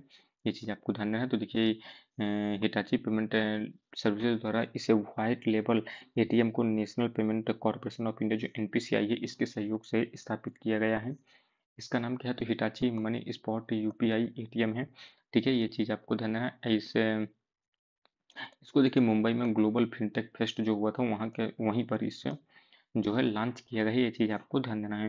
Hitachi money spot UPI ATM जो है ये कार्ड रहित नकदी निवासी की सुविधा है जो कि प्रदान करेगा, जिससे क्या होगा, भौतिक कार्ड की आवश्यकता समाप्त हो जाएगी, अर्थात यह कार्डलेस होगा और इससे एटीएम कार्ड की भी आवश्यकता नहीं पड़ेगी, जो कि काफ़ी अच्छी एक पहल है। ठीक है, state of working India report 2023 की बात करें तो अजीम प्रेमजी जो यूनिवर्सिटी है और इसके द्वारा state of working India 2023 report है जो कि जारी की गई है। इस रिपोर्ट का केंद्रीय विषय क्या है, थीम क्या है? तो सामाजिक पहचान और श्रम बाजार के परिणाम है, जो कि इसका थीम है।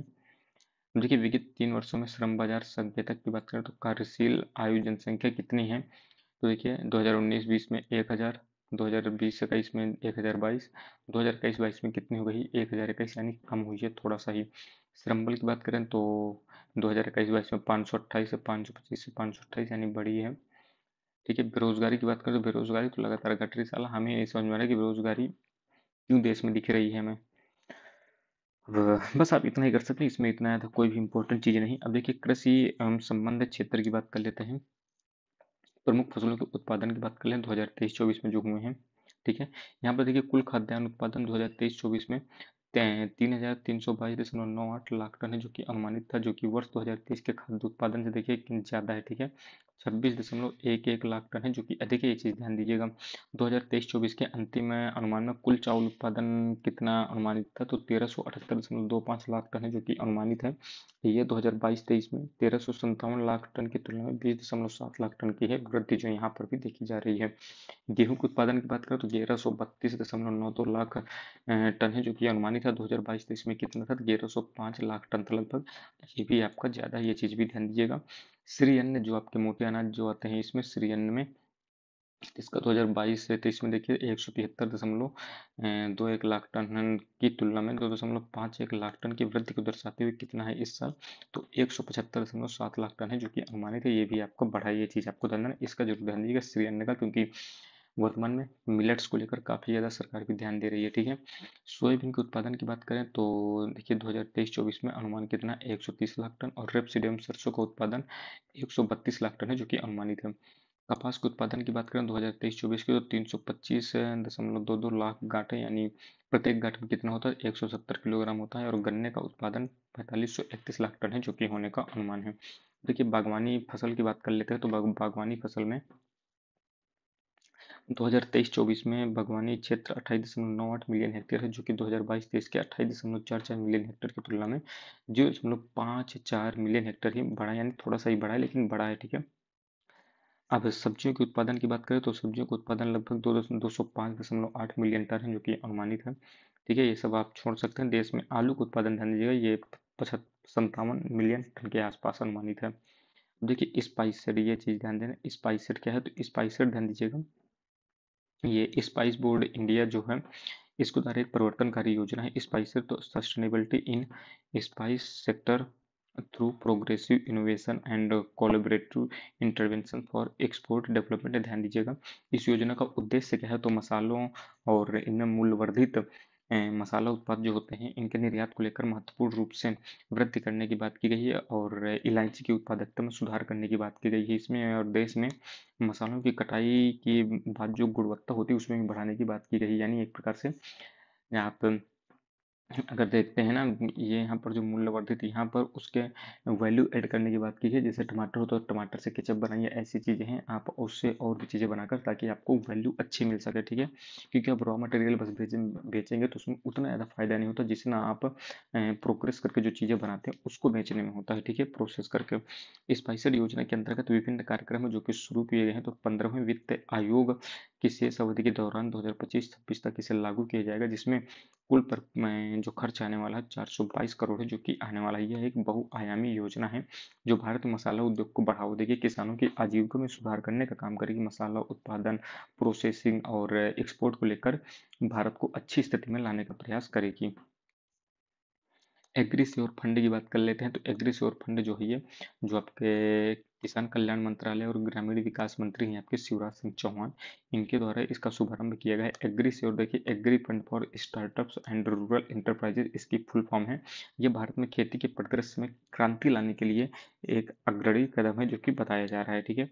और इसमें क्या कहा गया है कि जब इसकी घोषणा की गई थी कि सह निवेश मॉडल के तहत जुटाई गई मिश्रित पूंजी वाले एक फंड की सुविधा नाबार्ड के माध्यम से प्रदान की जाएगी, ठीक है। नाबार्ड इसमें पूंजी प्रदान करने का काम करेगा। एग्रीश्योर को कृषि एवं ग्रामीण स्टार्टअप इकोसिस्टम में विकास तथा नवाचार को बढ़ावा देने हेतु डिजाइन किया गया है, ठीक है। ये चीज ध्यान दीजिएगा। नाबार्ड का योगदान 250 करोड़ रुपए और बैंक, बीमा कंपनी और निजी निवेशक जो है इनसे भी 250 करोड़ लिए जाएंगे, यानी 50-50 का है जो कि अनुपात है जो कि रहने वाला, ठीक है। एग्रीश्योर कृषि स्टार्टअप इकोसिस्टम में अपनी तरह का एक पहला उत्पाद है, ये चीज भी आपको ध्यान देना है, ठीक है। प्रधानमंत्री मोदी की अध्यक्षता में 2 सितंबर 2024 को केंद्रीय मंत्रिमंडल ने देखिए विभिन्न योजनाओं को जो कि मंजूरी दी। एक तो डिजिटल कृषि मिशन, खाद्य एवं पोषण संबंधी सुरक्षा के लिए फसल विज्ञान, ध्यान दीजिएगा, ठीक है।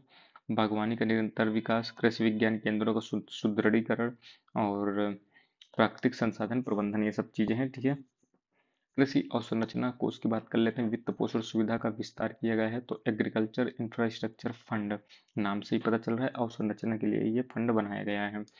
इस पहल का उद्देश्य क्या है, तो पात्र परियोजनाओं के दायरों का विस्तार करना और एक सुदृढ़ कृषि इंफ्रास्ट्रक्चर इकोसिस्टम है जिसको बढ़ावा देना है। इसके तहत निम्न पहल है: व्यवहार कृषि परिसंपत्तियां, एकीकृत प्रसंस्करण परियोजनाएं और पीएम कुसुम कुसुम जो है ये घटक एम, ठीक है। अब कृषि अवसंरचना कोष की बात करें तो निर्मला सीतारमण जी के द्वारा 2020 को है जो कि स्टार्ट की गई थी, और इसकी शुरुआत जो है जुलाई 2020 में हो गई थी, ठीक है। 15 मई को घोषणा की गई थी 2020 में, और जुलाई 2020 में इसे स्टार्ट कर दिया था। पीएम कुसुम योजना तो आपको पता ही होनी चाहिए कि ये ट्यूबवेल लगाने को लेकर संबंधित, ठीक है, गाँवों में। अब देखिए अगली खबर देखिए, एमएसपी की बात कर लेते हैं। एमएसपी में आपको ये ध्यान देना है, जिनका जिनका बंदा मैं आपको टिक कर दूं उन्हें आप जरूर ध्यान दीजिएगा, ठीक है। धान का जरूर ध्यान दीजिएगा, धान का कितना हो गया, 2300 रुपये हो गया है, ठीक है। इसके बाद देखिए आप मक्का का याद रखिए, 2225 हो गया है। इसके बाद आप याद रख सकते हैं किसका, सोयाबीन का ध्यान दीजिएगा, 4892 हो गया है, ठीक है। मूंगफली का ध्यान दीजिएगा, 6783 रुपये है जो कि हो गया है। इसके बाद आगे बात करें और इसमें क्या महत्वपूर्ण है आपके लिए, बस आप इतना याद रख सकते हैं, ये ध्यान दीजिएगा कि एमएसपी को कौन जो है आप एमएसपी को कौन करता है, आपके कौन सी कमेटी है जो कि इसे मंजूरी देती है रेट वगैरह, तो सीपी है, ठीक है। कृषि एवं लागत आयोग करके है, तो वो आयोग ही है जो कि एमएसपी को निर्धारित करता है, ठीक है। मूलभूत पशुपालन सांख्यिकी की बात कर लेते हैं। तो यहाँ पर ध्यान दीजिएगा, दुग्ध उत्पादन की बात करें तो 2022-23 के दौरान देश में कुल दुग्ध उत्पादन 230.58 मिलियन टन है, और FAO यानी फूड एग्रीकल्चर ऑर्गेनाइजेशन के द्वारा कुल दुग्ध उत्पादन में भारत पहले नंबर पर आता है, और दुग्ध उत्पादन में 3.83% की जो कि वृद्धि देखी गई है 2021-22 की तुलना में। प्रति व्यक्ति दुग्ध उपलब्धता की बात करें तो 459 ग्राम प्रतिदिन है जो कि लगभग आता है। दुग्ध उत्पादन में 5 शीर्ष राज्य हैं: उत्तर प्रदेश 15.72%, राजस्थान दूसरे नंबर पर, मध्य प्रदेश तीसरे नंबर पर, गुजरात और आंध्र, ठीक है। यूपी, राजस्थान, एमपी, ये 3 जरूर याद रखिएगा। देश में प्रति व्यक्ति दुग्ध दुग्ध उपलब्धता में बात करें तो पंजाब पहले नंबर पर आता है, ये प्रति व्यक्ति है, वो टोटल उत्पादन में है। दूसरे नंबर पर आपका राजस्थान, तीसरे में हरियाणा आता है, ये चीज आपको ध्यान देना है, ठीक। अंडा उत्पादक राज्य की बात कर लेते हैं तो शीर्ष 3 का याद रखिएगा। पहला तो आपका आंध्र आता है, दूसरा तमिलनाडु, तीसरा तेलंगाना, ठीक। उत्तर प्रदेश में कितना अंडा होता है तो 3.2% मात्र होता है। मांस उत्पादन में विश्व में भारत कौन से स्थान पर है, तो 8वें नंबर पर आता है। और मांस उत्पादन में भारत के टॉप स्टेट्स की बात करें तो उत्तर प्रदेश पहले नंबर पर, दूसरे में पश्चिम बंगाल आता है, तीसरे में महाराष्ट्र आता है, ठीक है। ऊन उत्पादक की बात करें तो पहले नंबर पर राजस्थान आता है, दूसरे में जम्मू कश्मीर, तीसरे में गुजरात आता है, ठीक।